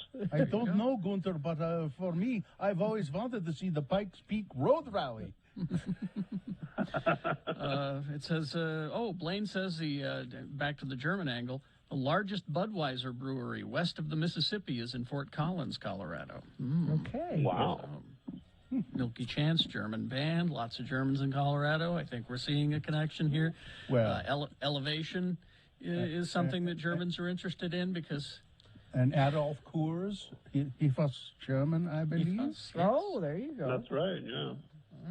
Okay. We can make connections to anything. I just was thrilled to hear that the reason they did the song is because they like Colorado. Great. Okay, fine. I wonder if they'd like to meet Denverine. Well, Todd, thanks, I don't Todd. know. Thank you for that song. I know It's cartoony kind of fun. I think that it'll find its place in someone's heart, I think. Should. Ich möchte jetzt meinen Kopf gegen die Wand schlagen. Huh? That's the translation back to German, what they were singing about. Did you take German in Roy High, Todd? Was that I where you did. You know, I learned it all from Mr. Jeffs at Roy High School. Herr Jeffs. Herr Jeffs. Oh, I had to call him Herr Jeffs. That's great. Why did you decide to take German? I am German. No, My family is from Germany. Oh, well, there you go. Yeah. I didn't know. I didn't. See, we've been friends with Todd for this long, and we didn't know that. We didn't know he Yeah, was one of them. My great grandfather came over from Deutschland, and there you are. To be a Mormon? I don't know. I don't think so. They were all Catholics. Well, thank you, Herr Newcomb. and may we say, auf Wiedersehen, Schatzi?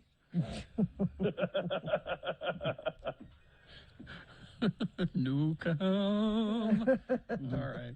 Thank you, Todd. Thanks, Hit Todd. that thing there. And we'll see you at the meeting. Herr Newcomb. All right. Well, let's take a break. We'll be back. We got Boner Fight on the way. We've got a reasonable amount of news. We've got live face painting in the studio. We're gonna hit the cameras on that, and I think it's Little Bill who's getting his face painted. Yeah. By one of the Fear Factory professionals. And he's a Fear Factory actor and supervisor. All right, so stand by for all of that. You'll want to see it at x96.com/live. That's where Radio from Hell Television is. All right. AAA. AAA can help you be safe on the road this winter. They are offering a free winter inspection for your car. Now, this is one day only, October 23rd from 10 a.m. to 2 p.m. Automotive experts will be at the Foothill Village location of AAA. This will be a thorough inspection of your car's wipers, battery, hoses, and more. And again, this is a free service to help you get your car ready for winter weather. This kind of inspection would normally cost $100 or more, but it's free to you on Saturday, October 23rd from 10 a.m. to 2 p.m. That's 1400 South Foothill Drive in Salt Lake. You know where Foothill Village is. Just right up there. Yeah, and you know I hate going. Yeah, that's right up there. And you know I hate going to the DMV. You do, I do. Well, now you don't have to. Almost anything you need to do at the DMV, you can do at a AAA office. I'll tell you more about that later, but for now, remember the free winter inspection at Foothill Village, October 23rd, 10 to 2 p.m.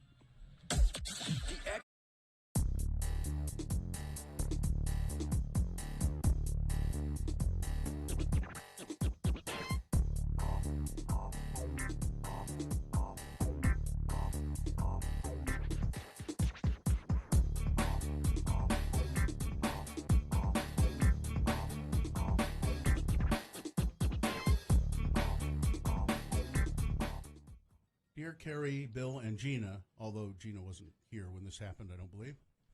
I've been listening to Radio from Hell since I was 14 or 15. I'm now 30, and I still spend my mornings listening to you all as I commute to work. I value your opinions, and for the most part, I share your ultra-liberal way of thinking. I often find myself quoting you when discussing politics or even just life events. It would be safe to say that I'm a loyal fan.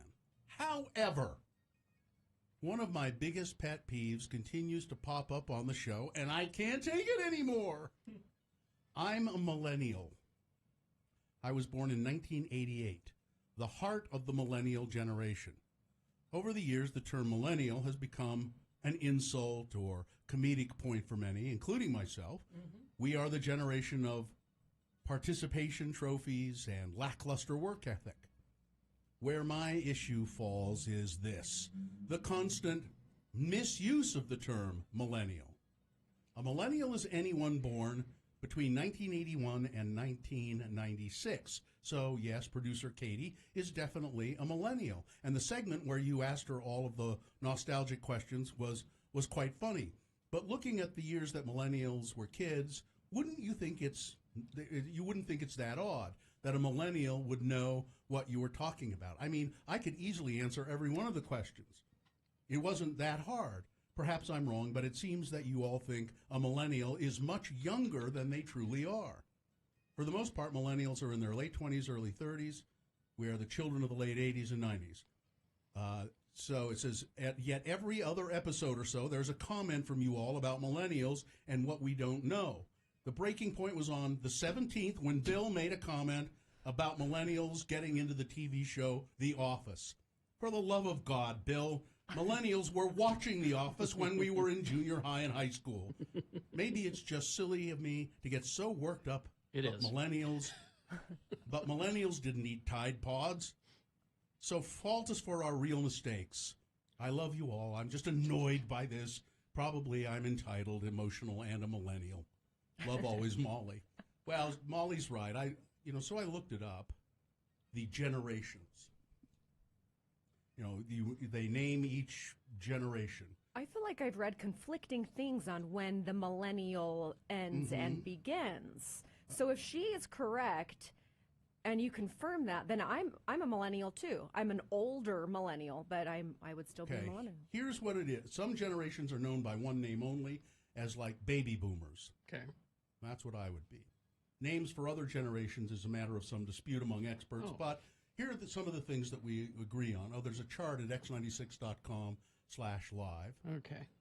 Here's how Will and William Strauss, they're demographers, describe millennials. Millennials would be between 1980 and 2000, also known as Generation Y. Okay? Okay. So let's... 80 to late 90s. All right? Yeah. Let's see. So people from 2000 to the present would be known as either the silent generation, the new silent generation, or Generation Z. Okay? But so then there's another one, the Population Reference Bureau. They have a little different, so there are different ones. But generally, millennials are between 1980 to 2000. To late 90s, yeah. Yeah, and that one is pretty set in all of these.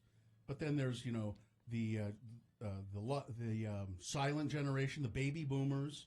That's 1946 to 64. Generation X, that was 65 to 79. And millennials, then they're calling the present new silent generation or Generation Z. So, but she's right, millennials, we just have I have the tendency to think anybody who's really young is a millennial, and that's not true. From now on, you're all young'uns. Gen Z. There you go. Yeah. You're young'uns. That's the title. That applies to everybody. Young'uns? Young'uns. Okay. My dad would say.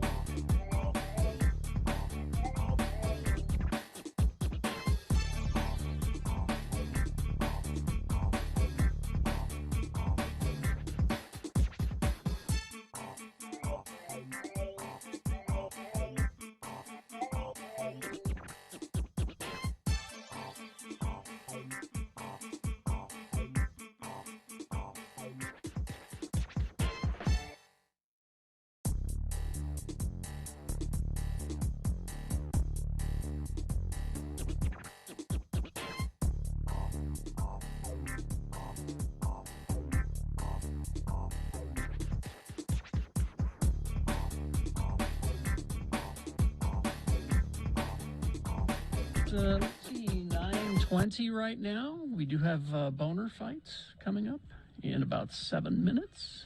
So before that, a reasonable amount of news brought to you by. Well, by two things, because we'll have a prize for a random boner voter, and that is tickets to Anime Bonsai October 15th through the 17th at Davis Conference Center. And the reasonable amount of news is brought to you by step into $400 with University Credit Union in 3 steps. Step into the nearest University Credit Union branch or go to ucreditu.com today to see how you qualify. All right. News. Ringo Starr has opened up about the bizarre reunion offer made to the Beatles. It was in 1973, and they turned it down. In a New Yorker profile on Paul McCartney, it was revealed that McCartney had flown to Los Angeles to visit John Lennon that year after his breakup with Yoko Ono. They'd broken up for a while. The two spent some time together, which reportedly involved studio sessions with Stevie Wonder and Harry Nilsson, and that sparked rumors of a Beatles reunion. We called each other and said no, Starr said. We were taking our own roads now. Decided, no, we're not going to do it. The profile had focused on the Beatles' Get Back, the upcoming 3-part documentary series due the next month by director Peter Jackson. The limited series proposes a different look into the making of the band's 1979 album Let It Be, which was originally captured in the film of the same name. Mm-hmm. What's going to be interesting about this, too, is, you know, in the original documentary, if you've seen it, there's that rooftop concert. Right. Wasn't that the last time they performed? I think so. Yeah. They sounded great. Mm-hmm. But you don't see all, you see just bits and pieces of it. And I think Peter Jackson has got all of it. That's why he's doing a 3-part thing instead of a redo of the movie. He says that the people originally that made the documentary focused on the negative and the arguing. Yeah. And he says, Well, that's I the more wanted to, exciting stuff. he says, I wanted to show both sides, you know, how they were having a great time. Yes, they argued, but they were also having a great time. It was, I mean, it was evidence in the little bits of the concert that you see. They're just having a blast. Mhm. And they sound great together, and they're having fun. So I'm looking forward to it. Netflix recently suspended 3 employees, including a transgender employee, who posted a Twitter thread last week criticizing a new Dave Chappelle stand-up special on the streaming service as being transphobic. The employees were suspended after they attended a virtual business meeting among top executives at the company that they had not been invited to. A person familiar with the decision said on Monday, speaking on the condition of anonymity. Netflix said in a statement that the transgender employee, Tara Field, was not suspended because of tweets critical of Mr. Chappelle's show, but because of breaking into the meeting, a virtual meeting, without, invitation. It was not, that person was not supposed to be a part of the meeting. It's absolutely untrue to say that we have suspended any employee for tweeting about this show. Our employees are encouraged to disagree openly. We support their right to do so. Chappelle's comedy special, The Closer, debuted on Netflix on Tuesday. It was quickly criticized by several organizations, including GLAAD, for ridiculing trans people. Jacqueline Moore, an executive producer for Netflix series Dear White People, said last week that she would not work with Netflix again as long as they continue to put out and profit from blatantly and dangerously transphobic content like Dave Chappelle's. Ms. Field, who is a software engineer at Netflix, tweeted last week that the special attacks the trans community and the very validity of transness. Netflix has said now they've been asked to either cut or take down altogether They won't, though. Chappelle, and they said they won't do Well, you can't cut it because it's a good 15 minutes of the special. Ozzy Osbourne says You know why I haven't got COVID? I'm a devil worshiper. No, you're not. He's not I'm a devil worshiper. That's what they keep telling him. You know. My wife had the virus. My daughter had the virus. I never got it. Being a devil worshiper does You have don't its go good out of the points. house, Ozzy. That's why. Ozzy previously confirmed that he had taken the vaccine in February this year. Last November, he revealed that his weak respiratory health made him particularly vulnerable to the disease. I've got emphysema, so if I get this virus, I'm effed, he said. But then he said the devil will protect me, too. He bears a birthmark, a sequence of sixes. Love that. Interesting side effect of the pandemic, people are speculating. They have gone some way toward strengthening people's faith in the government. The American Really? Families, yes. The American Family Survey is an annual nationwide study of 3,000 Americans by the Deseret News and the Center for the Study of Elections and Democracy at BYU. 2 months prior to the pandemic, Melanie Jukes was walking down her street when a neighbor flagged her down and asked a question that would have been odd a year earlier. The neighbor wanted to know if she had enough flour. A baker in Salt Lake City was able to buy flour wholesale while grocery store shelves. I remember this story. While grocery stores were often empty, he said he was willing to help her out and others in the neighborhood get flour if they needed it.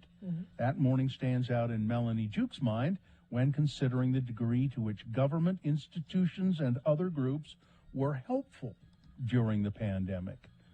Like many of the respondents in the American Family Survey released Tuesday by the D News and the Center for Elections and Democracy, Jukes gives her neighbors high marks for helpfulness, and people also give the government high marks for stepping in to help people in a time of economic crisis. The federal government was seen as the most helpful of 8 institutions or groups. They gave you a list of choices. During the height of the pandemic, who was the most helpful? And the groups included churches, schools, and community groups, and the federal government. And many people said the federal government was immensely helpful. Well, there you go. All right. Is that it? If you'd like it to be. Let's Unless see. you got one more quickie. Let me do. Some people adore the summer, others pine for the fall year round, but I think we can all agree the best season is Girl Scout cookie season. Yes. Comes around once a year, typically between January and April, but there are some ways to enjoy your favorite cookies during other times. For those Thin Mints fans, there are Thin Mints pretzels. They exist right now. Chocolate-covered pretzels are already an ideal blend of sweet, salty, crunchy, but adding a minty flavor to the chocolate coating takes it up another notch. These are Thin Mints pretzels from Girl Scouts Thin Mints pretzels, and good luck getting them. You can order them on Amazon, apparently. Oh, okay. There you go. Sound delicious. You get the sweet and the salt there, and the mint. Yep. All right, let's see. Do we do what? No, we don't do weather or traffic. I mean, we're having weather, so we felt like we've talked about weather a lot. It's just we're going to have some snow and rain mix, a 60% chance throughout the day today, and it's chilly, 50 for a high. It's Boner Fight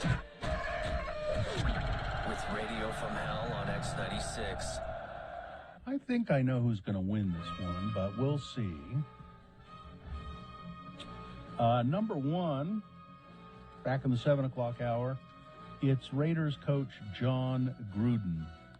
The name of the Boner candidate is I'm not a racist. I know I've said a lot of racist stuff, but I'm not one. Oh, and I'm not homophobic either. Oh, and I'm not a misogynist.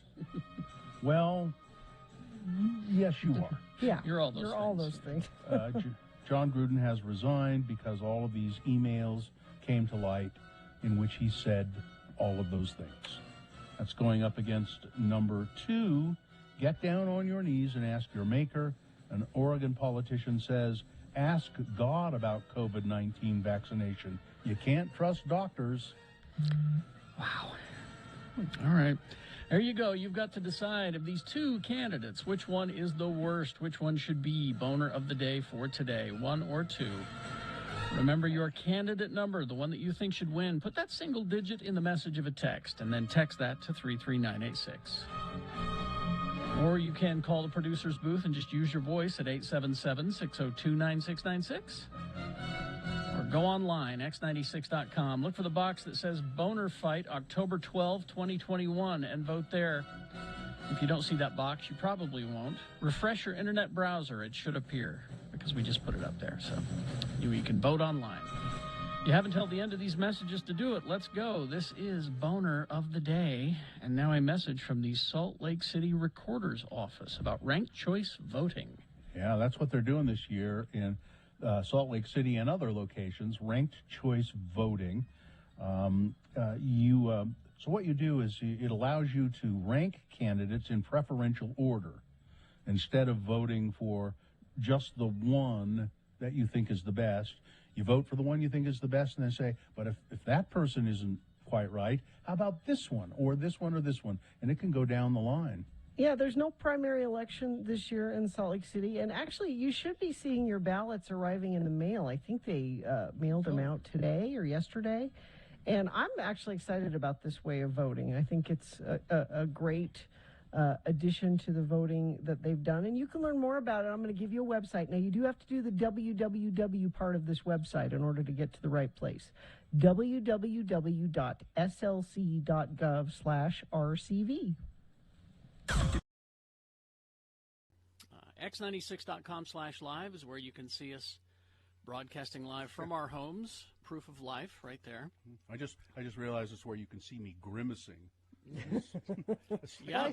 Why so grimacing, Bill? Yeah, for 19 weeks, yeah. Well, really, just today, just the last half hour or so, I never get headaches. I don't ever get a headache. It's something that never has been a problem with me. And I've got a headache. I don't. Is it this big? Does it have Excedrin written all over it? It's not huge, but because I never get a headache, it's like just almost unbearable. And yet I realize it's not very bad. But it's just like, oh my God. How much water are you drinking? Yeah, you drinking enough water? Probably not. That's a big one. I've been getting headaches recently because I'm not drinking enough water. Jeez. That's Carrie's not bubbly water. That's not Carrie. That's Dr. Nick. I have a pill that will help you, Bill. Yeah, unfortunately, the pills that would help me are downstairs. Oh well, okay. Gina, what were you playing with? What did you have? Well, just so school.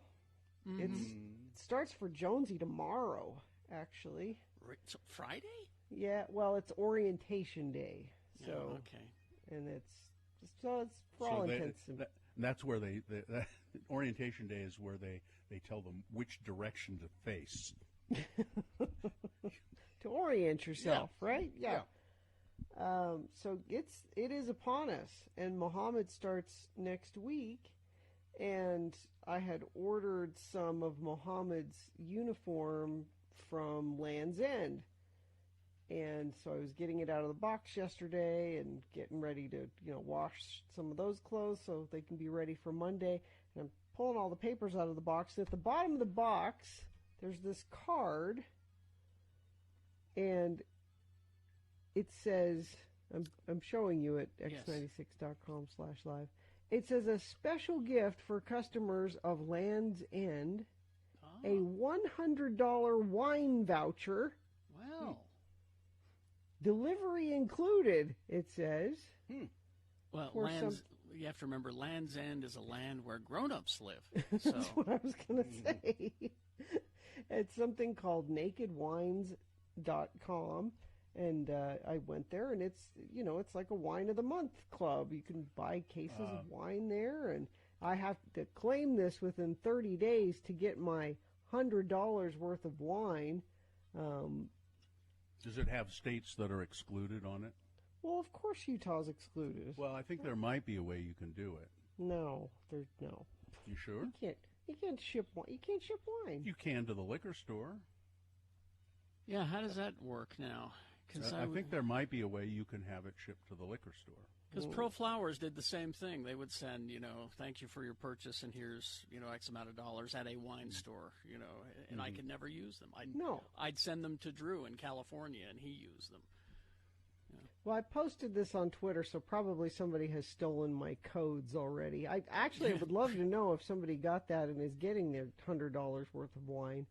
But Land's End knows what parents need when they're getting ready for school this year, and I think $100 worth of wine is a great school supply to supply for parents. You said it's upon us. I think you said Catholic school is upon us. That's a Catholic holiday I'm not familiar with. What is the Catholic Saint holiday of Eponus. upon us? Saint upon us. What is the that? patron saint of quarantines is Saint upon us. Yeah, so what's here? It's happening. It's school. We're doing school. Okay. Now, I have never ordered a case of anything from the liquor store. Never done that. And Sue told me that I should order a couple of cases of those sparkling wines in the can that Jimmy had for us last week. And so I just went, can I do that online, or do I need to go down there? I've never done that before. I don't know for sure, but I know you can do it. Yeah. You probably need to go down I think there, you have I to would go think. there. And see, Or you might be able to online because they could verify your they could verify your information online. Yeah, this sounds like a question for Jimmy the wine guy next time we have him on. Well, I can't wait that long, can I? I need to drink now. The weekend is coming, Gina. And unfortunately, there's no other way to contact Jimmy other than just when he's on our show. I know, right? Yeah. Yeah. Damnedest thing. All right.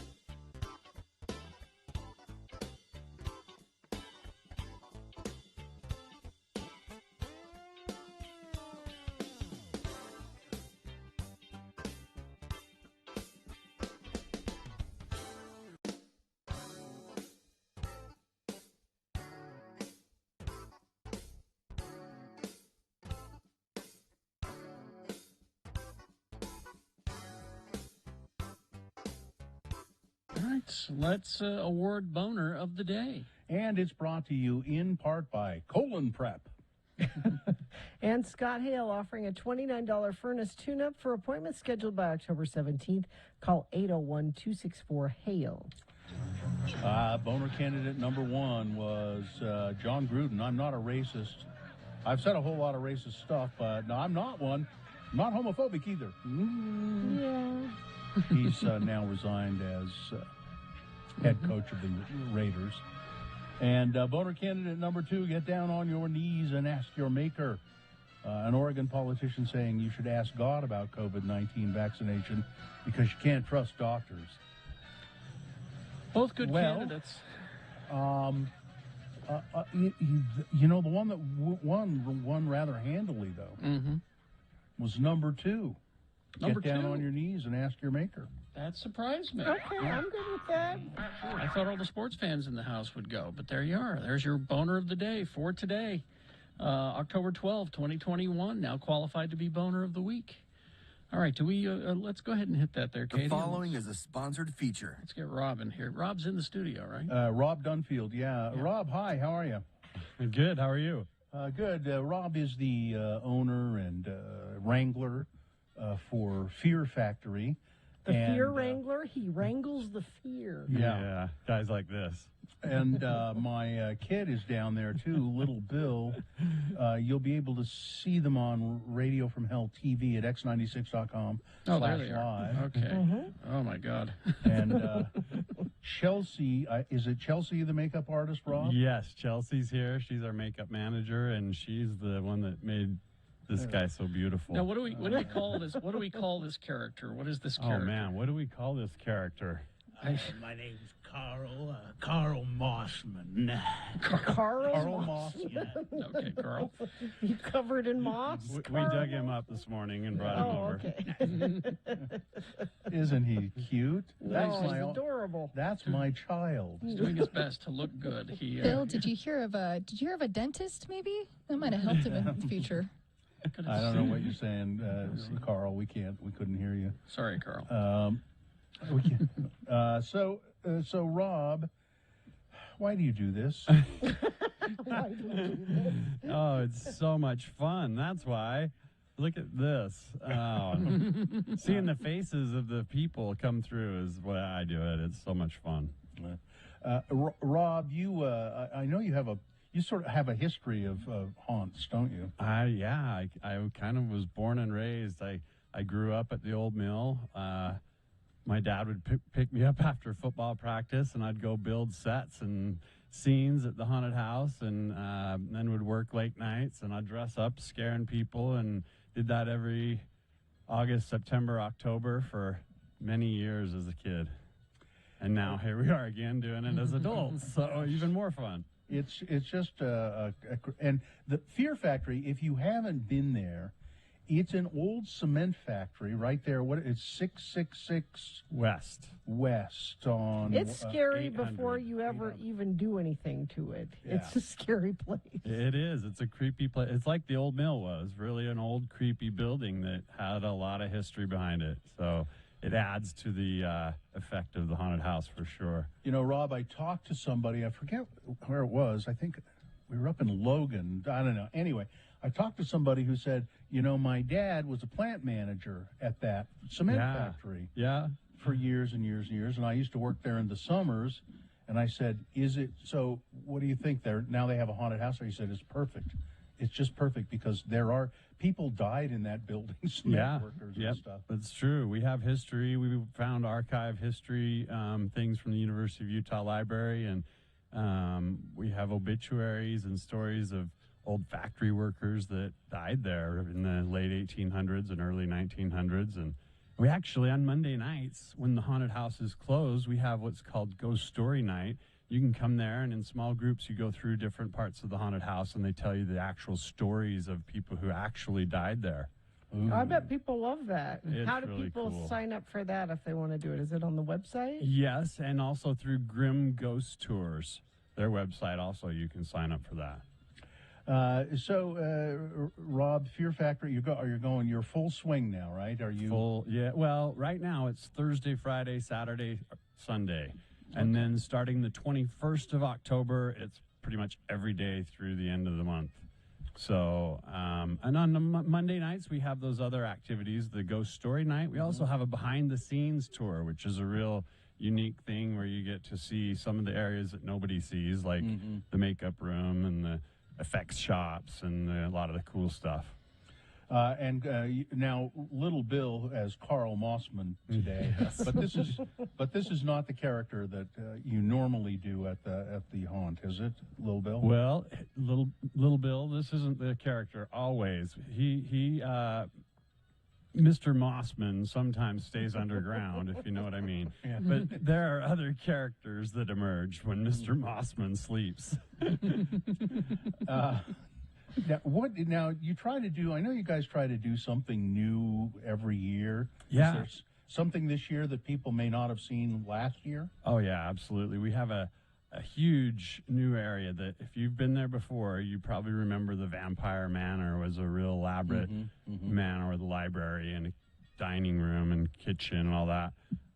This year, in the off season, some hell demons came through and had a battle with the vampires and tore the place apart. You'll see chairs thrown into the walls and tables overturned and pillars knocked down, and it's completely new. So you'll have to check that out. All right. People want to buy tickets for Fear Factory. What's the best way to do it? Best way to do it is get them ahead of time. Go online to fearfactoryslc.com.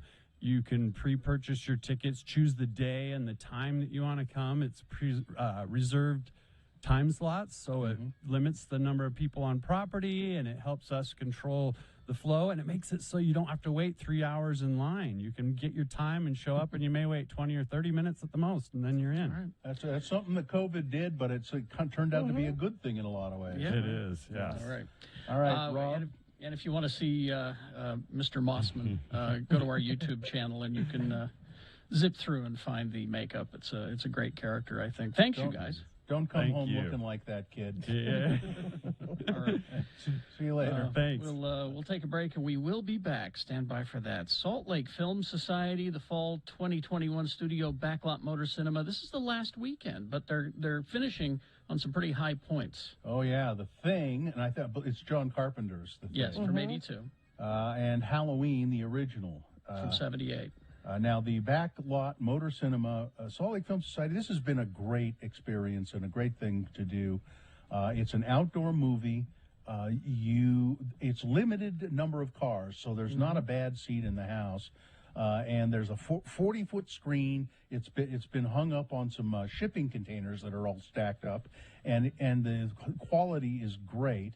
Now, you can buy your tickets by going to slfs.org, but that's not all. You can get your movie snacks, your popcorn, your candy. Just pick it up when you're driving in and order all of that online along with your tickets. Again, tickets on sale, slfs.org.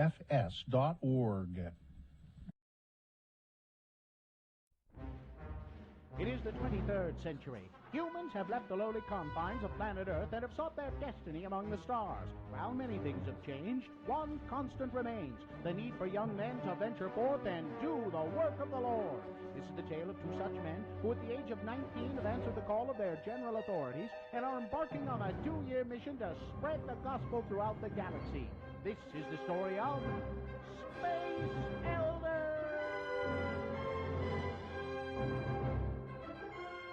In this episode, we find our elders rendezvousing with Zone Leader Hansen on some distant planet in the BFE sector. Hey, Butch, what you got there? Oh, it's a care package from my folks. You know, my mom means well, but she just doesn't understand the physics involved in sending stuff from home. Well, what you mean? Well, the cookies she sent are fine. They're hard as a rock, just the way I remember them. It's the lime jello with shredded carrots in it that causes problems. You know, even in Tupperware, this stuff goes bad after a week in hyperspace. Missionaries who have eaten this stuff have been known to develop a form of space madness. Wow. Oh, look, here comes Zone Leader Hansen right now. I have discovered the most incredible object. It allows us to view any period in the history of any planet. We can research early church history. This discovery will allow me to get reassigned back to Earth and leave you two losers far behind. Right. Glad to hear it. What's that have to do with us? Since you weren't having much luck in the field, I figured that you wouldn't mind watching my discovery while I go back to Starbase 182 and file my report. Hey, are you eating while I'm talking to you? Give me that. Sorry. Say, green jello with carrot shavings. I haven't had this since I left home. But sir, I think you ought to know that... Quietly, Hi, he's eating. Shut up, the both of you right now. This jello tastes funny. He's gone mad. He's got space madness. We better go after him. Okay. Hey, what's that thing right there? You mean that natural arch that seems to be showing the History Channel? Yeah, that thing. What is it? I believe that who is it would be a more appropriate question. Is that you that said that, Butch? No. It must have been the natural arch over there. Okay, I'll play. Who are you, and what have you done with Zone Leader Hansen? I am the guardian of forever. Hansen has entered through me into your world's past.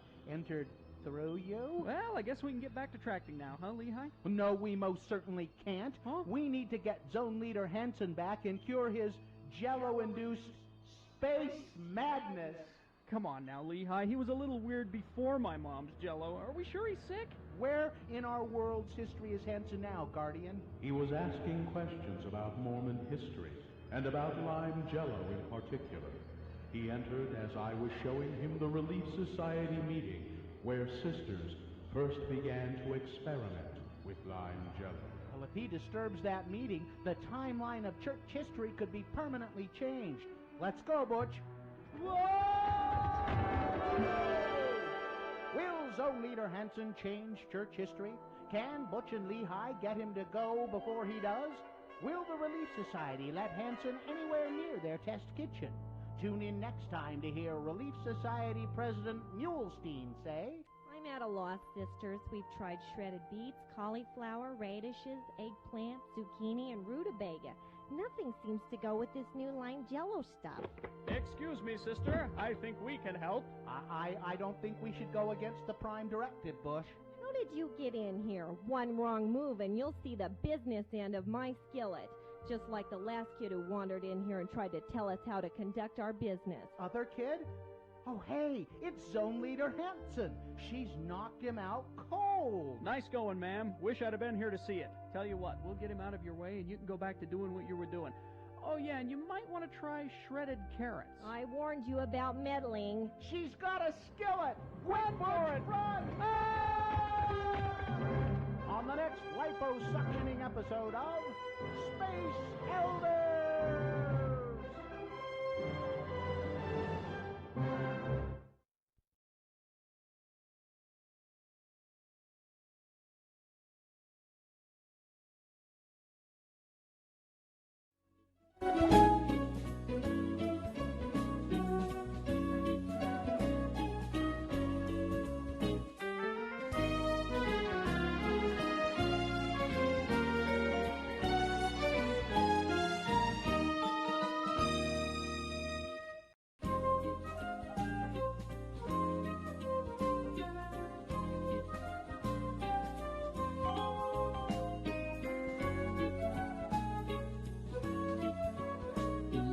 $9.52 right now.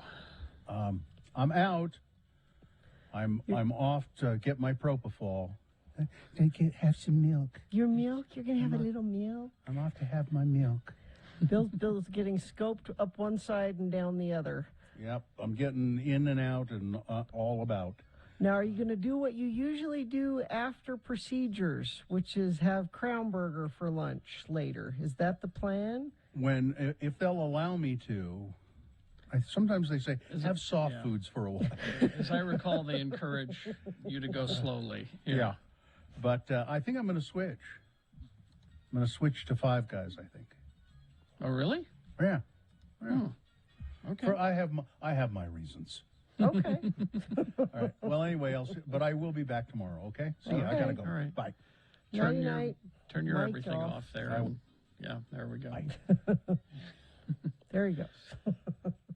Well, now that just makes me want a burger. And some onion rings. Onion rings. I like the Crown Burger onion rings.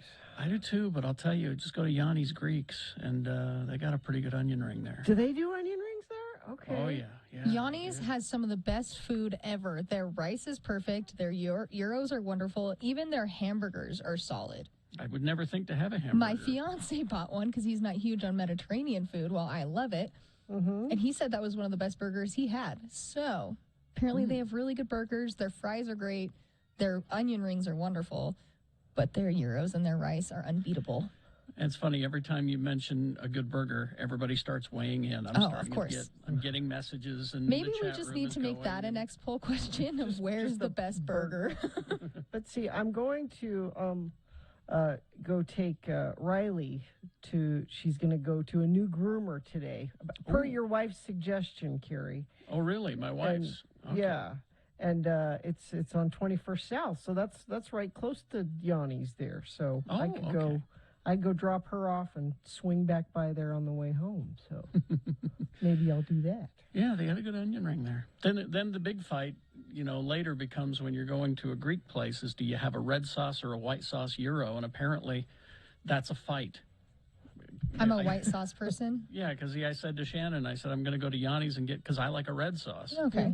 And they have a good one there. And he says, I just can't even talk to you anymore. That's the thing. He's not gonna It's the strangest things that people will want to fight over. I don't understand. I fight over the fact that my fiance doesn't like Mediterranean food. It makes me sad. Yeah, that's hard. He says it doesn't have enough flavor, and I'm like, what are you talking about? That's crazy. Right? Yeah, you get some. Well, that reminds me, I haven't been to Laziz in a while. I need to. That's true. I haven't been to Laziz in a while. I need to get some Laziz. Although I got some Mahamra up in the fridge. I do too. You buy the Mahamra and then you can just have it with celery, and it's delicious. You have it. The Harmons carries it. Yeah, that's where you get it. All right, should we do the promo and crawl towards the exits here? Certainly.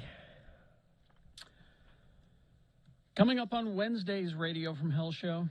Well, as always on Wednesdays, it's Things That Must Go happening at 6:45 a.m. We can always use some more, so send your must-goes to radiofromhell@x96.com. And, of course, Dr. Cobble will be back at 7:45 to answer all of your COVID and vaccine questions. Get ready to call in. Of course, there will be, it's more on Wednesday's Radio from Hell show on X96. All right. Okay. See if there's any late breaking that we have. Anything trending that we need to get on? See. Oh, Patty Maloney, the founder of the band The Chieftains, has died. Mm-hmm. Okay. So, yeah, if you're. There's that. There's that. Update of the building. Drilling has started again. Okay, so it's okay that we're not there then? Yes. Okay. There's a new David Bowie album coming in January. How is that possible? Tapes. And everyone is talking about Smash Mouth losing their mind on stage. Have you seen that? Yes, they're terrible. There's the lead singer. There's something wrong there. Mm-hmm. I'm going to put him on my Deadpool really quick. You're getting a good list going so far. Well, this is October's when you start thinking about it. You got October, November, December to start your Deadpool up, and then you're ready to go. But yeah, I think I'm going to get the lead singer of Smash Mouth in there. He ain't well. No. I mean, he's had a cardiac event of some sort. And he's been threatening people's lives on stage. Oh, jeez. According to the video, cursing at the audience. Did a Nazi salute. Okay, yeah, we can be done with him. Yeah, okay. Yeah, it's Steve Harwell is his name, apparently. Okay, so there's that. And, yeah. I think that's all the late-breaking news that we have. Are we good? Okay, right. I think we can go. All business taken care of? Fine job as always, Katie. Thank you. Live long and prosper, bitches. Don't you know Bill's getting scoped? I sort of combined the two there. Combined the two? Yeah. All right. Corey. Oh, and fine job as always, Katie. And, of course, in the producer's booth as well. Thanks, you guys. Corey is next.